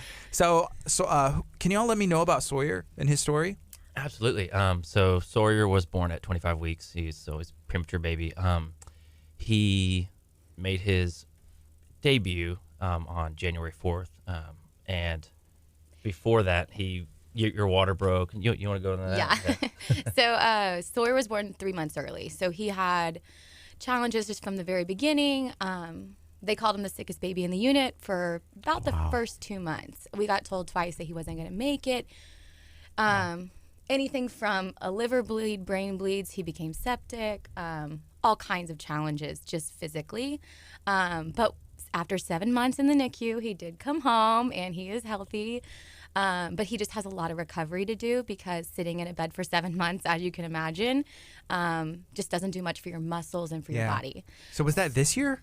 2018. 2018. Yeah, so he's actually a year and a half now. Okay, wow. So he's a year and a half, and he was in the NICU for 7 months. Mm-hmm. Yes. And not able to do, I mean, he's just being He was treated and intubated monitored? most of the time. He was intubated most of the time, so I couldn't even hold him for the first 45 days or something like that. So he was very, very ill. You know, as That's parents. gotta be hard for a parent. Yeah. Yeah. It How was does that affect very you? challenging. Well, we have 2 other boys, so that was a juggle. Trying to be 2 places at one time is impossible. So we had an amazing community just surround us and help us with our other 2 boys. Food, I mean, anything we needed was taken care of, and it was just such a Childcare. blessing. Were y'all like sleeping there or like traveling back and forth? And The Ronald McDonald House. No, sleeping did not happen during that time. Wow. No, We stayed at the Ronald McDonald House for a little we would bit. trade off. Yeah, we stayed at we started at UTMB in Galveston, and we would just go down there every single morning until our boys probably get around dinner time. We would come back home and we would juggle the boys at home, and then we went to Texas Children's for a while, and they had a Ronald McDonald House on site, so I stayed there quite a bit. Is that in Houston? Yes. Yes. Okay. We've heard there was another thing with Ronald McDonald House that we've done before. Yeah. We meet a lot of people every I single bet. year. You know, how hard, I guess, is that still a year and a half later for him to be able to function? Because you think of a year and a half year old, you know, starting to crawl, starting to talk, you know, stuff like that. That isn't happening yet. Yeah, we've seen tons of progress. In January, I was just on Instagram and I was looking around for kids that look like our son, and I found a kid who Rich reminded me of Sawyer, and his mom does therapy with him, and it's like an alternative type therapy, not your typical. And so we flew out to California to try this, and we saw the biggest progress in his development. He became so much stronger. Now, granted, it was intense 3-week therapy. I mean, 3 hours a day of like working out that he did, but we saw this incredible progress, and we loved it. We loved the community that came out of that, and we just loved seeing him being able to do things that we thought he would never be able to do. Hold his head up, the simple things. Crawling, we're getting there. But he can stand now for like 2 minutes, and like there's those kinds of things you just get to enjoy them so much more because he worked so hard for that. And so that's what this whole fundraiser is for, is to pay for that therapy to help him catch up in his development. Wow. So we got 20 seconds, and we're on Facebook right now. If you are watching on Facebook, share this video out. Let us know if you have any questions about the event, how you can get involved. We're about to switch it on the FM, so we're going to reintroduce you guys and then just talk more about the story and see how people can help. So here we go. Good morning. This is KHEA Radio 99.5 FM. This is Kickstart. I'm Gardy. And I'm Curt. It's 10:05 a.m. on a Thursday, and we have Jared and we have Crystal in studio. We're going to be talking about an event that is coming up Saturday, September the 14th. It's the Sawyer Strong 5K. Good morning. How you guys doing? Good. How are you? Good. Thank y'all for hanging out with us. I guess Buster, who we used to be neighbors, had and I see a lot of the stuff he does. He has a really cool podcast called, I think it's the Good Old Boy Podcast. Yes. Correct. And I've been trying to get on it. There's a long line. I know, and I'm like, I'm not really good old boy enough, I think, and so I'm trying to like up my game. What makes a good old boy? You gotta hunt, you gotta fish, you gotta have a truck. I don't do any or have any of those things. You got to participate in 5Ks. Yeah, 5K. Yeah. Like a good old boy's gonna do a 5K. That's where I get out. Oh, I don't run for fun. Like they call it a fun run. There's no like people realize they don't have to, right? Like you don't need to run. I used to run a lot, actually, and Here I've we done go a couple again. 5Ks. I did when I was like 6 years ago. He's like, I could still do it. I could run like 3 But miles right now. I was like, when was the last time you ran? He's like, oh, 6 years ago. I'm like, dude, please go out and run 3 miles right now and see what happens. I had this awesome route. I lived downtown in Omaha, and I would run down to the park, and I would run back. And it was a good, 3-mile run, which was awesome. But it was downhill the first way, so it was easy. Yeah. And then, a little jog uphill, and it was fun. Then I got to Vermont. Okay, and it's all like mountains and super hilly, right? I was like, I can't do this. Like, no way. And I stopped, and now I don't run anymore, so I blame Vermont. Hey, the good thing, I think is Clear Lake Shores, right? Yes. Sir. It's pretty flat there. It's pretty flat, and you get a water view. It's beautiful. That sounds awesome. What we lack in hills, we make up in heat and humidity, though. Yes. Yeah, there's no way I'm running in the heat of Texas. I tried a couple times. I've ran like in the morning time, but no. Me and my buddy Jimmy, we used to do this thing called Go Nuts for Donuts. Yeah. So you would run in the morning and then you go eat donuts afterwards. I don't know where it failed because that's a great idea. It's a great idea. But it never worked out. Like the next day, we're like, no, let's just go get donuts and not run. Cut out the running. It's more fun. So the name of this event is taking place Saturday, September 14th, starting at 8 in the morning. It says it's the Sawyer Strong 5K. Can you share with me Sawyer's story? Yeah. You want to give it a shot? Yeah, sure. So Sawyer was born at 25 weeks gestational age. He is, so that's 3 months early. And he was just born with a ton of medical hoops to jump through. He was in the hospital for 7 months, intubated for a lot of that. There were several times that the doctor said he may not make it, or he would not make it, actually. And so now his life is just trying to catch up on all the physical things and mental things that we have to catch up on. So he was in the hospital for 7 months. What did they tell you whenever he was getting out? Like, what is his life going to be like looking forward? A lot of unknowns. Yeah, a lot of unknowns. They tried not to be too negative about it, but it was bleak. I mean, Right. They said probably won't be able to see, probably won't be able to hear. There's a lot of, it was pretty I don't know how to even Little describe. dark. A little dark, yeah. But he's done amazing, and the doctors are even like, I'm shocked. We took him back to one of his neonatologists, and they were just like, I can't believe this is the same kid. Like, they don't Really? even recognize him. So he's kind of exceeded even some of those doctors' initial Absolutely. thoughts. every expectation they had for him. Yes. And you mentioned you all have 2 other boys? Yes. 2 other boys. How have they, fit into the equation? Are they, like, helpful? Are they, like, proud of their brother? So Ryder, our oldest, he's 7, and he is like a germaphobe now because whenever you have a NICU baby, they get sick really easily. So everyone who walks in, did you wash your hands? Did you use Purell? Free advertising. But yeah, so and then the middle one, he kind of keeps it real. He's 3, and he's like, why are you not moving, Sawyer? Get up and let's go. Like, he keeps it like just totally normal. Like, this is just another brother. It is, and it's normal for him because he's never had a little brother, and so this is just fits into what he's used to. Even when we were in the hospital, TCH made him a baby doll, and it wasn't just a regular baby doll. He had a central line, it had a G tube. It had all of oxygen, everything that Sawyer had. So it was really he had cool. this new normal baby doll, which was normal for him, which was really neat. So his adjustment hasn't been hard because it's what he's always known. Ryder, it's different because he saw his middle brother come up like just with no issues or anything like that, and so this is different now. But he has, like what Crystal said, he's just like the germ police, and it's been really cool. How old are your 2 kids? I guess the other 2. I'm sorry. 7 and 3. Wow. So that they understand. Well, the 7-year-old understands. The 3-year-old might not as much, right? Yes. We were watching a movie not long ago, and our 7-year-old, the kids had G tubes or whatever. They were going to get in the pool, and he was like, "No, they can't get in the pool with the G tube." Like, he is definitely like the safety police as far as like medical stuff goes. So I have a 6 and a 2-year-old, and my son, he's 6 years old, and I can't imagine. I wish like he would just be like, "Hey, I'm gonna wash my hands. Everybody, wash your hands." Right. I'm like, "Please wash your hands for once today." That's all I'm That's asking. the 3-year-old. Why? And then I have a 31-year-old over here who Still working on it. Wash your hands. What? Yeah, it's important. Just every once and again. Hygiene? Just water. Just run it under the water. No. Spritz your. I don't know. Hand sanitizer on your face.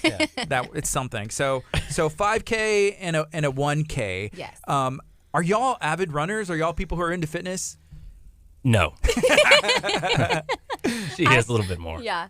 I enjoy running, and I actually run in that neighborhood a lot. We actually lived in that neighborhood. We flooded during Harvey, so we moved, but I love running around there because it's just all water view. It's so pretty. If you're going to run in a nice She's place. really convinced that the water water view I'm is gonna going get to you. make us want to run. It's better than looking at, like, I don't know, a non-water view. Yeah. Like, for sure, it's We'll beautiful. Water's we'll nice. let you participate in the 1K if you'll run it. How far is 1K? We do it with the kids. 0.62 or 0.63. So it's a little over like half a mile. Yeah, An a little 800 over meter. him me to run. We talked about it yesterday. 2 laps around the track. 2 laps around the track. You can do it. That's easy. Oh, Kurt was yesterday he was talking about how he participated in track. In field, and I was a sprinter. He was a sprinter, but he said he always finished last. And you know how sometimes as kids, like they're like rooting on, like the whole audience stands up and they're like, "You can do it." Yeah. I was that like, kid. I was said, that little chubby fat kid. I said, "How did that make you feel as a kid?" I was like, I hated it, but I was like a 9th grader, so like it was like even worse. It was The like running's just traumatic. it is. I think that's what it is. It is Trauma. very like athletic. I We'll remember. walk you through it. Like Man. you can Walk literally you walk. through it. I remember as like I think I was a 10th grader wrestling, and I had to wrestle a girl, and like everyone was like cheering for the girl to win, and I was like, oh, this is awful. Like I'm. Yeah, that's a big deal because then what if you do win? Like, how are you, You gonna beat a girl, Do yeah. you feel good or bad? Oh, I And did. then I when you cheered. do- I was like, yeah, I won, and everyone's like, sit down. Like, stop. Sit down. Sit down.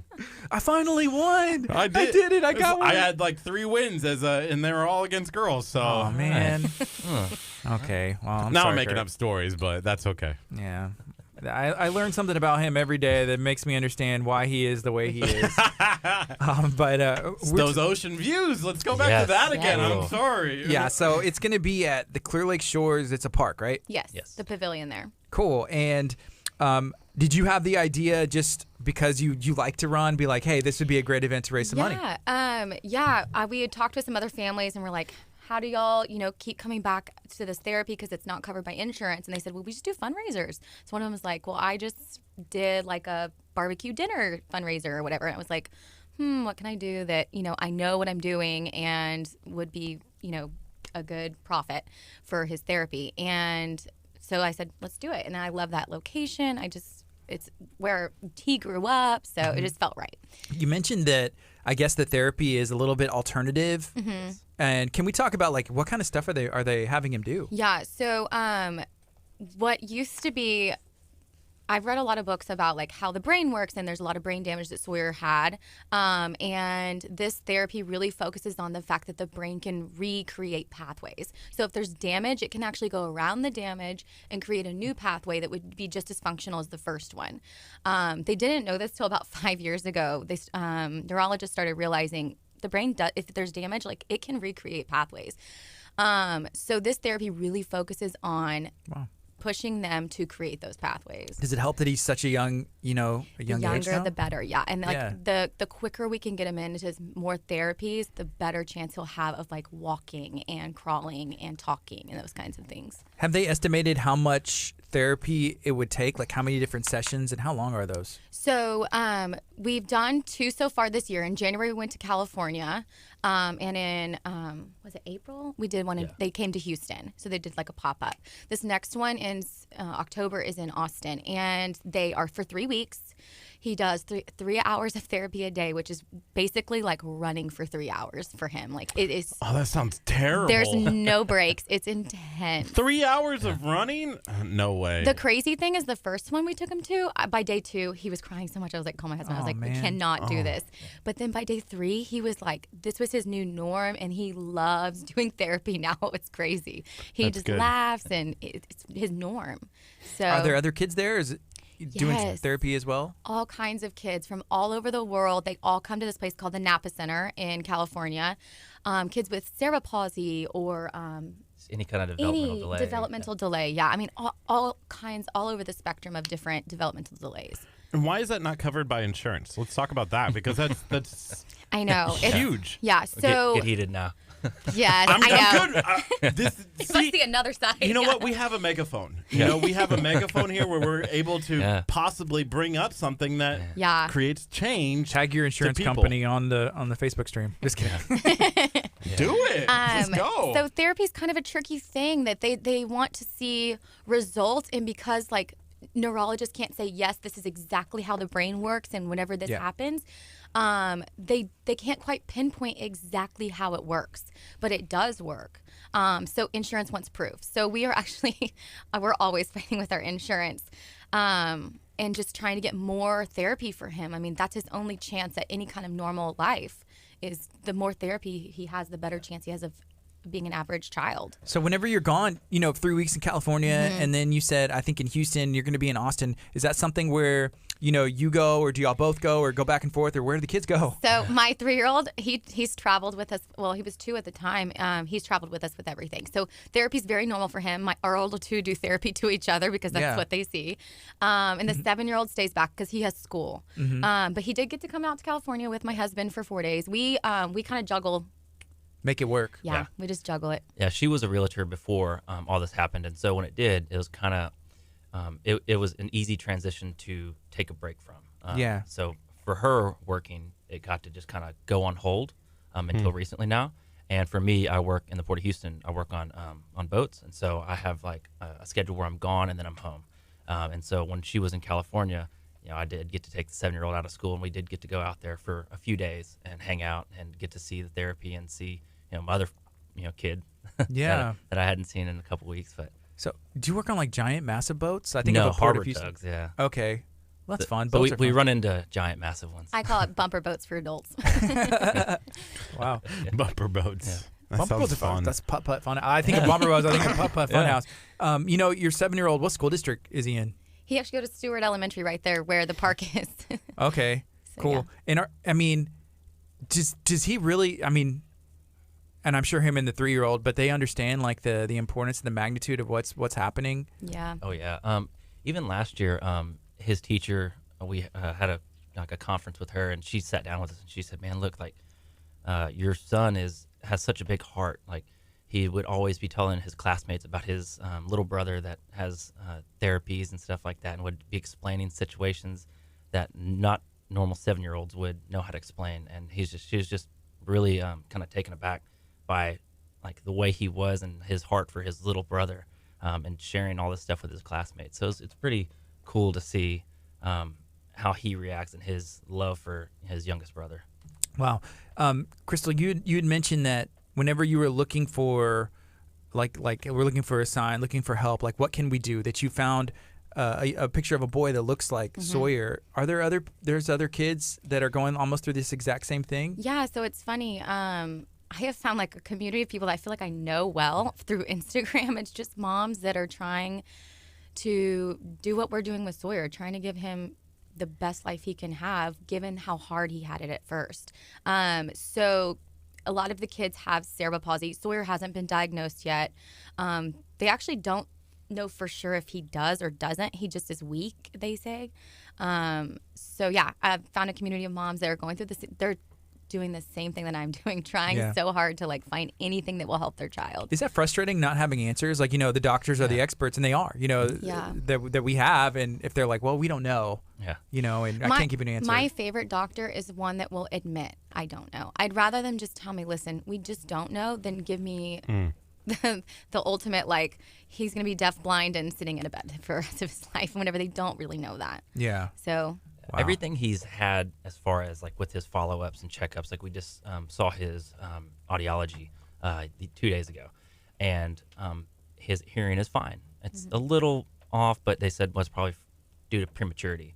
But his ears are fine. He hears well. His eye doctors, he had LASIK a few times, some other eye surgeries and stuff, but his eyesight's fine. So everything we followed up with to see, like with neurology, brain's fine.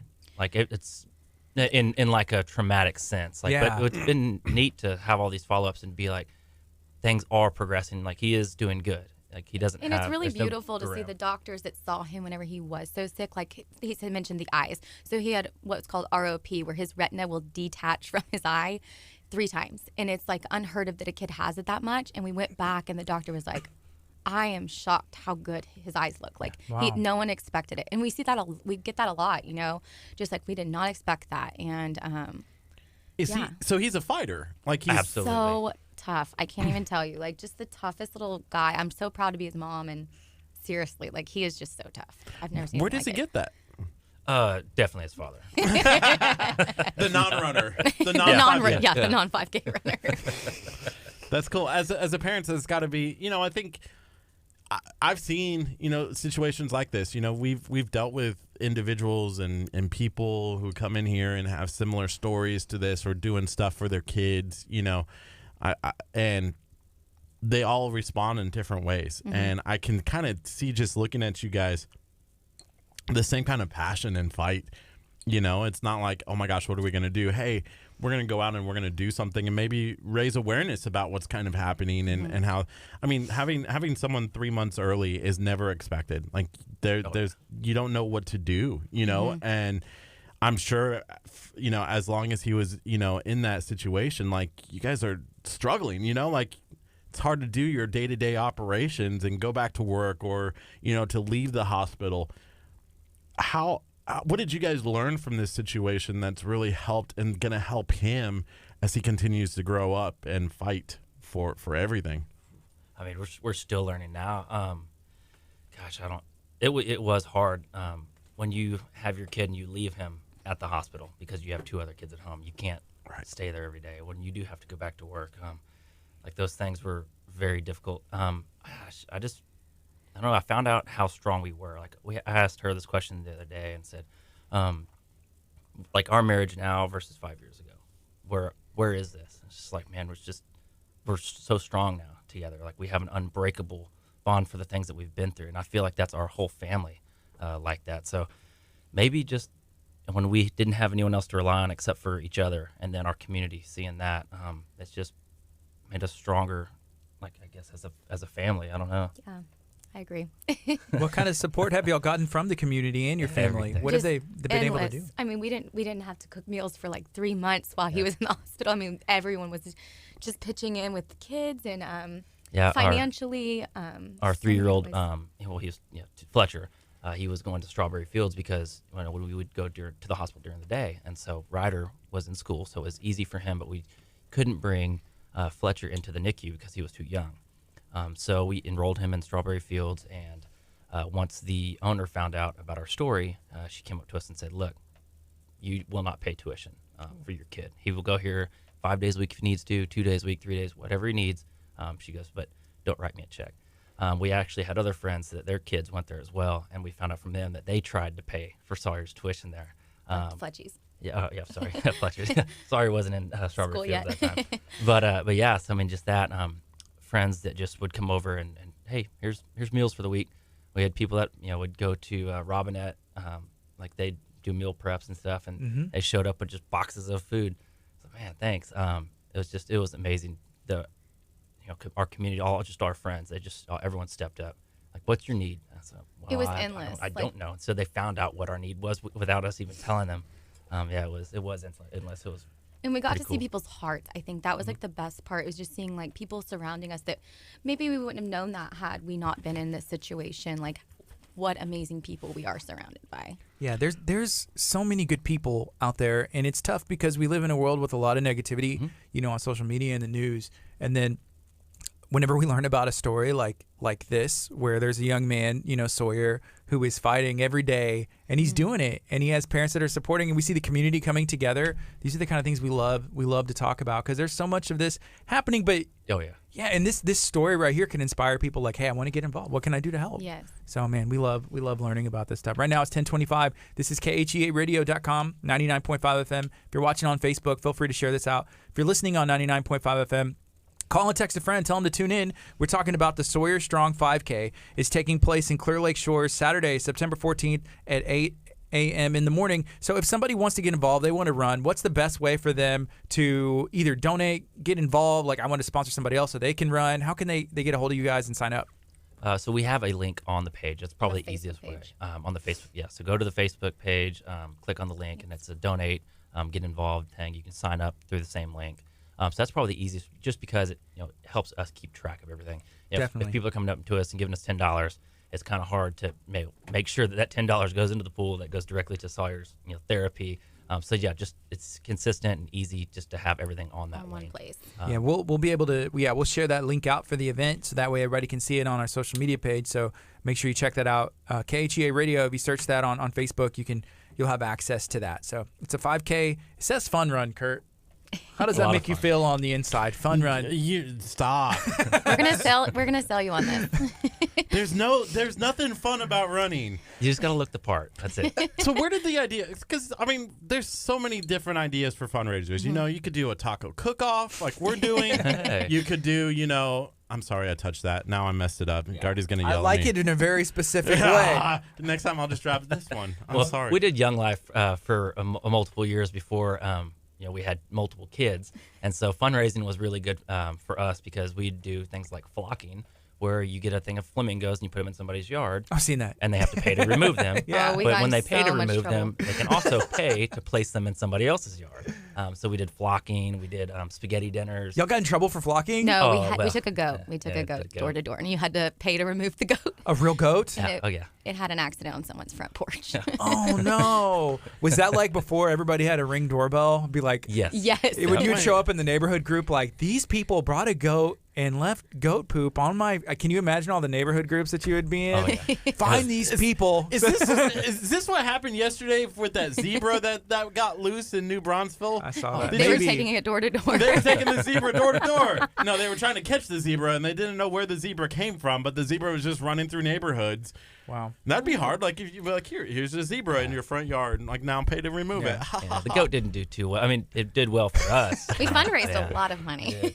But yeah, well, the last place we went to, the lady was not thrilled about it, and she looked, and the goat was in her garden. And she wouldn't pay us to remove it. Yeah. She wouldn't? She's No. like, no, just get it out. She's So like, you wanted to "Get call it the out." cops on us. Gotta Yeah. pay. Let's pay a little money. And It's you're like, good cause. We're goat removers.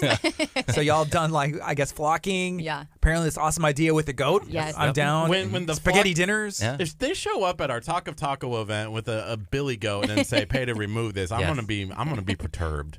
Like the goat's gonna be eating all the tacos, and we're not gonna Yeah. have any tacos. It's a possibility. Yeah, it's a possibility. So after this event is taking place on September the 14th, is there something else planned, like another event that to follow up? The therapy will be in October, so that'll be our next thing, is just getting him there and doing that. So a step at a time, I guess. Yeah, Like, no plans yet. I got you. So we'll see. Maybe we can make it an annual thing. Bring back the goat. I mean, Yeah, if well, you're open yeah. ideas, My friend has one of the dwarf goats. So Oh, yes, we, we saw we met his him the other day. What was You his know- name? Fred? Frank. Frank. No, Gardy. Steve. Steve? No, Let's Steve. do- They don't have Steve I anymore. don't remember. Can we steal the goat idea? Goat for yoke? KHEA? Yeah. Door to door. We'll rent you the goat too. We'll rent the goat, and we'll go to a round of people and say we're only removing this if you invite all your friends to like KHEA Radio. Yeah. Absolutely. it's easy. It's free. Or the Talk of Taco. That's how we do the fun. Like, get attention on the Talk of Taco. Like, Yep. we go and say, hey, the only way is if you sign up for a cook-off team. We have some friends with Goat Yoga Houston. Have y'all seen Goat Yoga? No. Oh yeah, well, I've heard about it. Yeah, they do it like mobile, and then they set it up in parks. And Do they do it's the fun. goats do yoga? So the way it works is you do yoga, and then they have these like baby goats, and they'll balance Aw. like on your back, and just seeing a goat kind of like as in baby form kind of just like makes you feel Cute. happy. Yeah. Right. So you're like trying to balance and do this stuff, and there's a goat on your back, and you're just like, oh, this is so fun. Maybe that's next for Sawyer. We'll see. Go, Yeah, that'd be great. Yeah, he would have a It's blast. like you can hardly stand, but how about with a goat? Yeah. Yeah, they brought some goats in studio. That was a while back. Yeah. Did they We have have goats in here. accidents? Because they poop a lot. They didn't have any accidents. Not the goat. Kurt No, did. I did. Don't ask. It's a sad day. It's a so sad day. Yeah. That was a fun show. I remember that show. I'll always remember that goat yoga show. Okay, so wait, here's a comment. This is from Amber. She said, "Love you guys. So excited for Sawyer's 5K." And this one's from Buster. He said, "Jared Williams, I got a zebra guy." So we got the hookup for Yes. the zebra. And then this is from Brian. Said, "Great interview. Love you guys. I'll make a donation." And this is from Kelly. She said, "Hi, I love you, the Williams fam. So proud to support our Sawyer." And actually, now that I realize that, I think there was a comment from Buster. He said to ask about your hair in high school. What's up with the hair? It was beautiful, blonde, long. It was gorgeous. She said she wouldn't have actually dated me if I wouldn't have cut it before I met Thank her. goodness.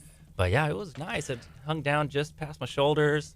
He would get mad though because he'd get hit on by guys thinking he was. Yeah. Oh man, from the back, like, Terrible. hey, Yeah. what year did you graduate high school? 2007. Okay, Same. did you watch the movie Remember the Titans? Yes. Absolutely. So were I you took like sports history. Sunshine? Sunshine? Yeah. Yes. That's what I think of when I think of the long blonde hair. Absolutely. Sunshine, Yeah. yeah. Yeah, because I surfed, and so kind of had to make fit the part. But yeah, I went snowboarding a few times, and yeah, when I was going down the mountain getting whistled at. Guys on the lift. And, Man, she's whistling. awesome. Like catching air, That was great. hair flowing and the wind with snow in it. Gardy, you know how I know that my girlfriend really does love me? Is because she met me when I had a shaved head and no eyebrows. So I'm good. Like, true love if you still would have loved him with why didn't you have eyebrows? Shaved them. Shaved them to raise money. Just to mix it up. Oh, that's awesome. Yeah, for our radio station. $1,000. I'm trying to get him awesome. to shave his mustache to raise money, or just because, like, or grow out the mustache and make it loop around. I had a mustache. for money. I cannot. He does the same thing. He comes home. He does it only on the boat. I said, you can do whatever you want on the boat, but whenever you come home, I want that thing off. It's gross. I love the mustache. I feel like mustache just got a bad rap for some reason, and it doesn't matter. It's just hair on your staff. It collects food and who knows what else is in there. I just think people have issues with mustache, and I'm gonna bring back the mustache. I feel like it was a '70s tradition that needs to come back. Well, it's a culture thing too. 'Cause when I worked in the refineries, the guys I worked with, they always say, "Widow, you don't have a mustache. You're not a man." I said, well, "What do you mean?" They're like, "You have to have a mustache. If you're gonna be a man, you need a mustache." Well, I think that's what you're allowed to have in the refinery, right? Because everything else is like sometimes clean shaven. But I really couldn't quite grow one at that time, and so the one I did have was just scraggly and just looked Those are the pathetic. best. But I was proud of it. It's I really like, was. Pedro from Napoleon Dynamite. Like his mustache is what I want, but I can't. Like I can't go there. It's too much. Yeah. I don't grow a good mustache. I just shave it. I grow a glorious one, but I just can't come home with it. We should have a mustache off. Ooh, that's good. For November. Yeah, let's do it. While y'all are running. Yes. While y'all are running, we'll see these who's are flows in fundraisers the wind. I can get behind. Not a 5K. Eyebrows, mustache. Yeah, so the Sawyer Strong 5K. It's taking place Saturday, September 14th, starting at 8 in the morning. There's a 5K, a 1K. Kurt, which one are you running again? The 5K? That's right. He'll be knocking over kids. Listen, I would have to train in order to do that, and I feel like that's going to be really, really hard. Train for the 1K? Yeah, probably. Yes. Listen, I tore it. I'll probably tore a hammy like running in the just like jogging. You should not train at all and just absolutely push yourself as hard as you can for the 5K and just sprint it out and see if you can last. As long as I don't eat abuelos beforehand, I should be good. That was the last time I worked out. I ate abuelos before I worked out, and it was a bad deal. Have y'all been there? It's at 646 over in Pinnacle Park, like next to Little Bella Mia. Do you know where that is? I do. By the UTMB over there? Yes. Mm-hmm. Yes. Yeah, we went and worked out afterwards. Like we were doing this thing, and it was bad. We almost threw up, but yeah, it was bad. Do they have good fajitas? I haven't had them. I haven't had their fajitas. Whenever I've been there, I've gotten like, it's weird, but I wouldn't call it Tex-Mex, and that's what I really, really like. I want to go to get Tex-Mex. So, man, I got like bass. Yeah, it was like bass, rice, and beans or something. Yeah, something like not Tex-Mexy. It's weird. But whenever you order salsa there, they're like, which one do you want? And it's like a whole plethora of like little salsa. Oh, wow. So that's cool. Yeah, but if I'm getting Mexican food, I usually go for like Tex-Mex first. It's my favorite. Yeah, for sure. So hey, with Sawyer being 1.5 now, like what does his everyday life look like even at home whenever he's not doing therapy? Like how does he get through the day? So right now he gets frustrated now because he wants to move a lot more than what he can. He can almost he can do more things than he used to be able to. But yeah, so. Little Baby Bum is an everyday thing at our house with the nursery rhymes with the kids. So he loves that show. So he's always watching that, playing with his 3-year-old brother because he's home all day with him. Mm-hmm. And then Ryder as well during the summertime. But yeah, just swimming, playing with his, the dog.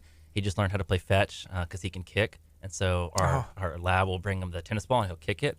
And it'll go about 5 feet. And then he'll come back and drop it at his foot again. And he'll kick it again. So that's his little, routine fetch with our dog.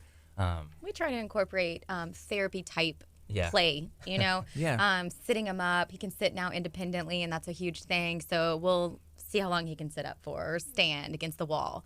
And the brothers are always right there next to him, like standing against the wall. Like, y'all know how to stand. You don't need the wall. But they just do it. They hang in there with him.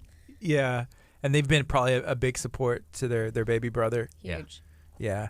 Man, I have 2 kids, and my daughter, she's 2, my son is 6, and she wants to be just like him.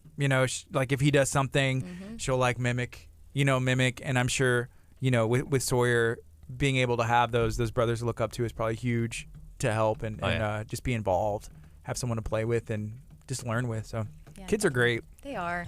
And they kind of adapt to like any situation. Even if it like, I know I've been in where I've been like so proud of my son, or it breaks my heart, or my daughter, something happens. It's like, oh my gosh, I wish I could trade places, or there's anything I could do, I would do it. Oh, yeah. And that's just something about being a parent. I'm sure y'all have been there. Yes. Oh, yeah. Yeah. Yes. Has it always, right now in studio, y'all, I'm going to tell you, it seems like whenever I see like Sawyer Strong, I think of y'all like Jared and Crystal Strong, just because how y'all are in here and just doing it, but was it always this way? Like even whenever you're in the hospital for 7 months, how did you gather the strength to just be able to get up and do it again and again and again? Jeez, well, there's just no alternative. And so when you take that, am I going to out of the picture, and just you're going to.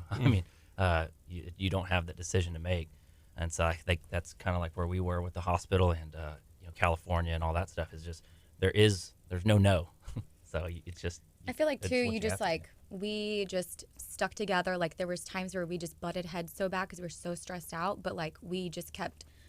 I don't know. Jared was really good. I like kept coming to these points where I was like, I can't do this anymore. Like it's too much. And he'd be like, no, we can do this. Like just refocusing. Like we can do this. I think that we just became a stronger team. I think because of it.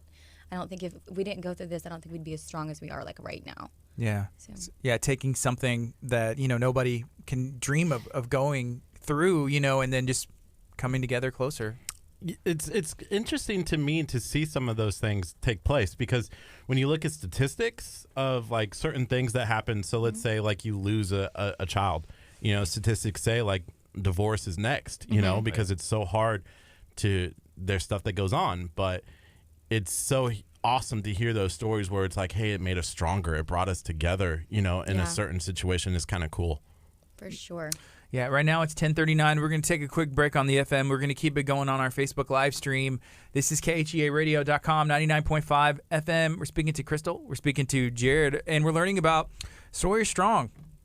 And this is an event that's taking place. It's a 5K. It's a 1K. You have an opportunity to get involved. It's Saturday, September the 14th. Make sure that you check out the Facebook event. We're going to share that out on our KHEA Radio Facebook page, so make sure you look for it. Coming up next, we have Jesus Culture Freedom. Cool. I did post the link right there in the comments below, so if you are watching right now on our Facebook Live page, the link is runsignup.com/race/DX. You see it there. I'm not going to read it all, but you can see it. And then you can also click on that after the live is done as well. Yeah, and then have you shared that out for me or no? Not yet. The link to the actual event? No, I can do that now. Yeah. Knock it out from our page. Okay. Please. And it looks like you can sponsor the event if you would like, right? Yes. Yeah. Yes. Sponsorships are still open till the end of the week. I think we've got to get the logos in for the shirts, so that's the only reason why we have to cut them off. That's a big deal to people who run, 5Ks and stuff. They're like, I have to have the shirts. Oh, yeah. I have to have, proof that I actually completed my I'd want 5K. proof. Yeah. Yes. Right? Because I'm not going to run them. So do I get the shirt? I need the shirt so people can see I did run a 5K. I did it. Yeah. That's cool. Everybody with it. Yeah. So they're going to put some of the logos and some of their stuff on there? Yeah. So it'll be Sawyer Strong on the front and then all the business logos on the back. We've got quite a few good business sponsors. We're really excited about that. And then we'll have a big banner full of all of our sponsors and people that donated stuff to help us put on this event. Yeah, there's like 3 tiers of sponsorship. And is it on the page? It's on, it's on the Sawyer Strong 5K Facebook page. Yeah. So if they're interested, they can reach out through there as well, probably with the link. Is it an Eventbrite link to sign up, or what kind of link is it? It's not Eventbrite. It's something like that, maybe. Yeah, it's just like that. Cool. Something to do with running, so I don't like it. Is it a 5K like sign up link? Yes. Runsignup.com. Yes, run sign up. That's what it is. Very cool. They don't have a taco sign up, so we're gonna have barbecue. You're gonna have That's barbecue. what's up. Yeah. Who's barbecuing? Perry. Oh, that's Yeah. really cute. Yeah, buddy. Yeah, we're excited. We've had some of his stuff before. Like he's come in here. He's one of our really good friends. We met him through Southern Sass Vinyl and More, which is in Leak City. Okay. Yeah. And he's coming slang some briskets and Yes. food here as well. So if you can't run, you can eat, you can still come. Exactly. And I know for a fact you can eat. I can eat too. I love eating. He's working on the menu right now. He said he's got a couple healthy options, or just keep it just dirty. So come on, man. Yeah, brisket. I just love brisket. Just give me all the brisket. I was thinking this was next weekend, but I got some time to train, and that's Yeah. why they're pushing. I'm like, oh, there's no way I can train in a week, but I can't even say that. There's a month. You can easily train for a Yeah. 5K in a month. Yeah. Just confident like in you. stretch. Yeah, that's probably good. Start would there. Start with stretching. Yeah, I would stretch and then just, walk for a little Man, bit. you had to mention brisket because now I'm really hungry. Yeah. Yeah, we You got a weird started day with today. the tacos. Yeah, you brought it up. I did start with tacos. Dang, this is my fault. It all sounds so good. Well, man, we got a busy day today. We're doing some filming with United Way over in our area. They got the office in Texas City, but we're putting out this video for them, and it's going to be talking to some of the partners that they have and some of the agencies that they support. So after this, and I'm trying to figure out how we're working lunch in, and that's really important to me. Like my life revolves around my eating schedule. Me too. It does. My life revolves around her eating. Yes, it's true. Yeah, right Hungry now. is the real thing. Oh, it is. Yeah, I'm halfway hangry right now. Just Dang. thinking about what I'm going to do. I'm doing intermittent fasting right now, so I'm not eating till 1, and that's whenever it starts. But I'm like, I have my lunch in the fridge, but we're going to be on the road, so I'm just like, if I don't get back here till 2:30, I don't know what I'm going to do. In trouble. I'm going to go nuts. I'm going to be very upset. Oh, it's gonna be one of those days. Yeah, 100%. Or I'll just eat my food cold. I'll just eat it. It's like, Warm it up and then wait an hour and a half before you eat it. that's probably what I'm going to do. So. Dang. Oh, man. I don't want to be around. Yeah. I'm going to eat tacos Life in is front weird. of you and then make you really mad. I'll be okay. I have willpower. I have my food. Yeah, I'm good. But Pray for me, please. Never Kurt. Hashtag never Kurt. what are y'all up to for the rest of the day?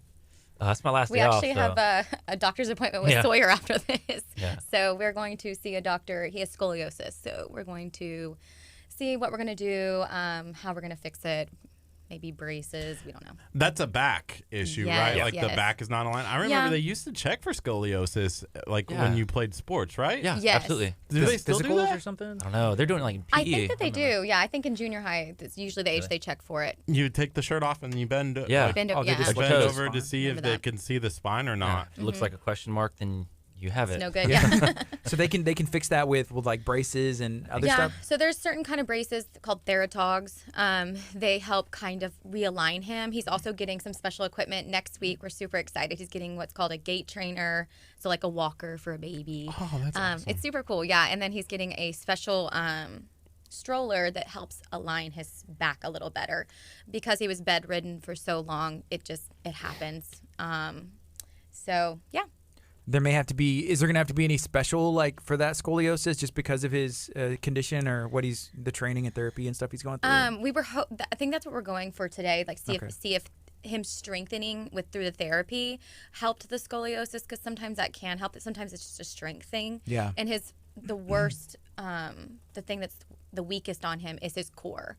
He had surgery several times. So he got cut from hip to hip. So it's just really weak, and it was cut open so much that it's like one of his weakest areas. Wow. How many surgeries and different procedures has he been through now in a year and a half of being on Earth? I few. can't even count. Uh, I couldn't. yeah. He had us. Whenever he became septic, they had a surgery then to like. Basically What is that? Drain What is him. septic? So His bowel perforated. perforated, And, and- he had a liver bleed, so they couldn't go in and Operate. drain the bowel out of Yeah. his stomach because they were too afraid of touching the liver. Because if they touched the liver, the capsule around it could break, and he'd lose like half of his blood in a matter of seconds. And so he wouldn't make it. Yeah, he wouldn't make it. Wow. So they were dancing on this fine line of, do we operate to get rid of the sepsis, and how long can we wait for the liver to get better? And so that's just having all that balance out of him made him septic, and I don't really know the actual. a lot of it was just sitting and waiting that was where he had to fight. Like there was just things the doctor said we can't perform, and he's just got to fight it. So he was the first surgery was to cut him open to relieve Drain him. all the get that nasty stuff out of him. And then the second one was he had dead intestine. Yeah. So they had to go in and like remove 5 centimeters of it. And then they actually like. Well, they said 5 centimeters. So it was for like 8 No, months. it we was. didn't know what Yeah. it was at first. Yeah, we didn't know how much they removed or didn't remove. And then finally they told y'all it was 5 centimeters, like something. well, like we don't know I guess they lost 100%. it. There was like confusion my in the gosh. numbers. It was so Yeah. bizarre. we were at Texas Children's, and they're like, We're talking to the he's surgeon. short gut. Like that, they were saying that because So short gut is they removed a lot of intestine. Ah. It would be like over like 60 centimeters or something, but they told us they only removed 10 total because he had surgery again to remove more. And so we're like, well, where's the missing intestine? Like, where did it go? And the surgeon walked in. He's like, I didn't remove 60 centimeters. I only removed 5. And we're like, well, that's good. well, then you're not short Somebody gut. did. Yeah. Somebody's taking our son's intestine. Where is it? Yeah, where is it all? But yeah, then so when we were at Texas Children's, the surgeon when he Reanastomos. So they put it all You've back learned together. a lot of I know. words. she's I- in the medical field now. No, but I have learned a lot of words. So basically, like whenever they remove the intestine, they like take the intestine out, and it creates like a stoma. So it's crazy. It's just like your intestines coming out of your stomach, and you poop out. Like Okay, that. yeah. So then they go back and they reconnect the intestine. So he had to do that procedure, and then they had to go put it back. Yeah, and whenever they went back in to reconnect it, they found more dead intestine, so they removed more. Was this happening in that 7 months? Yes. Yeah. So that 7 months to Yes. get him to where he's like, okay, he can go home. They were just doing all of these procedures. 7 months. He's not able to move. Just a baby. You know, Yeah. like newborn baby. Yeah. He's had 3 hospital stays since we've come home from that 7 months, but we haven't had one since January, I don't think. Yeah. I guess the last one that we thought we were going to is when he had a central line, and so he pulled it out a couple times. Super dangerous, not advised. Like, Yeah. So the last time he pulled it out, we got to talk the doctors into leaving it out because he was doing full feeds on his G-tube, and so he could get all his nutrition through his stomach. Wow. So how is he? Does he eat food now? Yeah, And what so kind of his diet look like? That is part of the therapy too. So he had really bad reflux. Like, so the central line was in to give him nutrition. Whenever a baby can't take stuff orally or through the G-tube, through a G-tube in his stomach, they have to give him nutrition called TPN. So in January, he pulled out his own central line for us, and the doctors were like, we're going to put it back in. I'm like, no, I don't want it back in. He can eat, I promise. Yeah. So we fought him. We stayed there for a few days, and he got it out. But so he does supplemental food through the G-tube. So like whatever he doesn't eat orally, he eats pureed food usually. If he doesn't eat enough calories, I have to pump his stomach with milk. So pureed being like mashed up Baby food type food, of? yeah. Yeah. Okay. So, and that's a huge deal. Like at January, he didn't eat any pureed food, and now he eats mostly through his mouth. He's bougie though. He's got to have the Target brand. This Super fancy and expensive. Yeah. He's high maintenance. Yeah. He won't do anything out of a jar. It has to be the cold pressed pureed stuff. Same. Like same. Yeah. I believe that for some reason. But he will eat refried beans. Oh yeah, we just he's a Tex-Mex guy. Yeah. He's coming to what's the up. Taco Cook-Off. Yes. He's going to be one of the judges. People have been begging to be judges for this event that we're doing in October, right? And it's like a barbecue style cook-off, but for tacos, straight up tacos, right? And so everyone's like, we want to judge. Sawyer, yes. He's in. You can judge if you are, well, I guess he'll be in Austin, maybe. But this is something he's not going to want to miss. He may want to come back, be like, Doc, I got to go. Yeah. The beans are calling. Right. Refried. Come on. So we got 30 seconds. We're going to go back on the FM. We'll be able to remind everybody one more time what's going on and where they can find that information. And then we'll be out of time. It'll be 11 o'clock. So, man, it was, I'm glad you guys were able to come in. I'm glad we got connected. And thank you, Buster. Yeah. I know Buster's Shout got out. all the connections. Buster said bougie like his daddy. Ooh. Is that true? That is so true. You gotta listen to Buster the knows podcast. Jared well. Here we go. We're going on the FM right now. Good morning. This is KHEA Radio 99.5 FM. This is Kickstart. I'm Gardy. And I'm Curt. It's 10:51 a.m. It is Thursday morning. We're talking to Jared. We're talking to Crystal about the Sawyer Strong 5K. Can y'all remind everybody one more time, who Sawyer is and exactly how strong he is and how they can get involved with this event happening September? So Sawyer is our youngest of three. We have three boys, and Sawyer's the youngest one. He is our son that decided to stay 7 months in the hospital because he was born at 25 weeks. So he has gone through a lot of developmental challenges, and now we're working to get him up to speed. So Sawyer Strong is how strong he is as, gaining weight, learning how to walk, learn how to sit up, eat, all the things that kids his age do. He's trying to get back up to that. What's y'all's hope for Sawyer? Obviously, just to be like a normal kid, one day just running around playing with his brothers, live a normal life. Absolutely. Yeah, I think there came a point where you have to think realistically. I don't know if he'll ever be independent or things like that, but I want him to be able to walk. I want to see that. I want him to be able to smile and enjoy the normal things that kids do, sports or whatever it is that makes him happy. I think it came down to the point where I was I just want him to be able to love well and be a good person. Just the simple things. I don't need I don't need perfection from him. I just want the simple life for him. One thing that he likes to do, and he can have do it well. If it's drawing or music, or maybe he does run and play soccer, and that's what he wants to do. But one thing that he has a passion for and that he can enjoy. Yeah. Him being 1.5, about that age, kids are starting to learn to communicate in their own way, and that looks different for everybody all across the board. Is he able to kind of, show you guys hey, this is what I'm asking or wanting or communicate? Kind of. He blows raspberries at us whenever he's done eating. I mean, that counts. Yeah, my dad taught him that. I'm done. Yeah. Yeah, my dad started doing raspberries, and then he did it when he was eating, and it's oh, come on. Thanks, Dad. Yeah, and I was wearing what he was eating. Yeah. Wow. No, he communicates well. I think he's just a happy baby, so laid back and just very laid back. So happy all the time. He loves whenever people talk to him, it'll start smiling and Yeah, that's awesome. Just to see the joy, in a kid's it's different. It's a different kind of joy. Even in spite of everything, just still be able to smile. It's wow. Well, I think it's because of everything he's been through. He's able to smile. He's this is easy, being in the hospital for 7 months was hard. This stuff is easy now. Yeah. So can y'all let everybody know when that event is, the 5K, and how they can find out information about it? September 14th. You can find out information on it through the KHEA Facebook page. Ooh, Click on. Look at that. He's getting good. Go ahead and give it a follow. The KHEA Facebook, give it a follow, a like. So our link's on there. Click on the link, check it out. It's got all the details for the 5K, the 1K, starting off at 8 o'clock. That's going to be when we start, so get there a little bit earlier. Rock and roll. We will have barbecue, raffles, fun things for the kids to do. 3BQ. Kurt eating barbecue, then throwing up after he runs the 5K. Absolutely. Be good. Run, then eat. That's awesome. So if you are watching this on Facebook, feel free to share this video out, tag some friends, so that way they'll be able to go back and watch this video as it's going to keep rolling into eternity until Facebook shuts down, a million years from now. Until then, it'll be archived. Don't let me get on my soapbox about Facebook right now. I'm going to change the subject real quick. So yeah, we have a couple minutes left. Is there anything else that y'all would like to share while y'all are here today?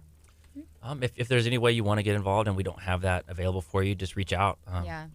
If you have something that you want to get rid of and raffle, you go through your garage and you find something that's unique, reach out to us and we'll put it in there. If you know of a way that we could do something better, give us some advice, because this is our first time doing it. Yeah, definitely. So it's new to us. So there's a lot of, I guess, something that we details don't that we don't know at all. So yeah. Yeah. Open to suggestions, open to advice. Absolutely. I'm guessing, January will have us with a goat at our door. Yes. And we'll be fundraising absolutely for that. So, or zebra. It's going to be in studio. They're going to drop it off when we're not here.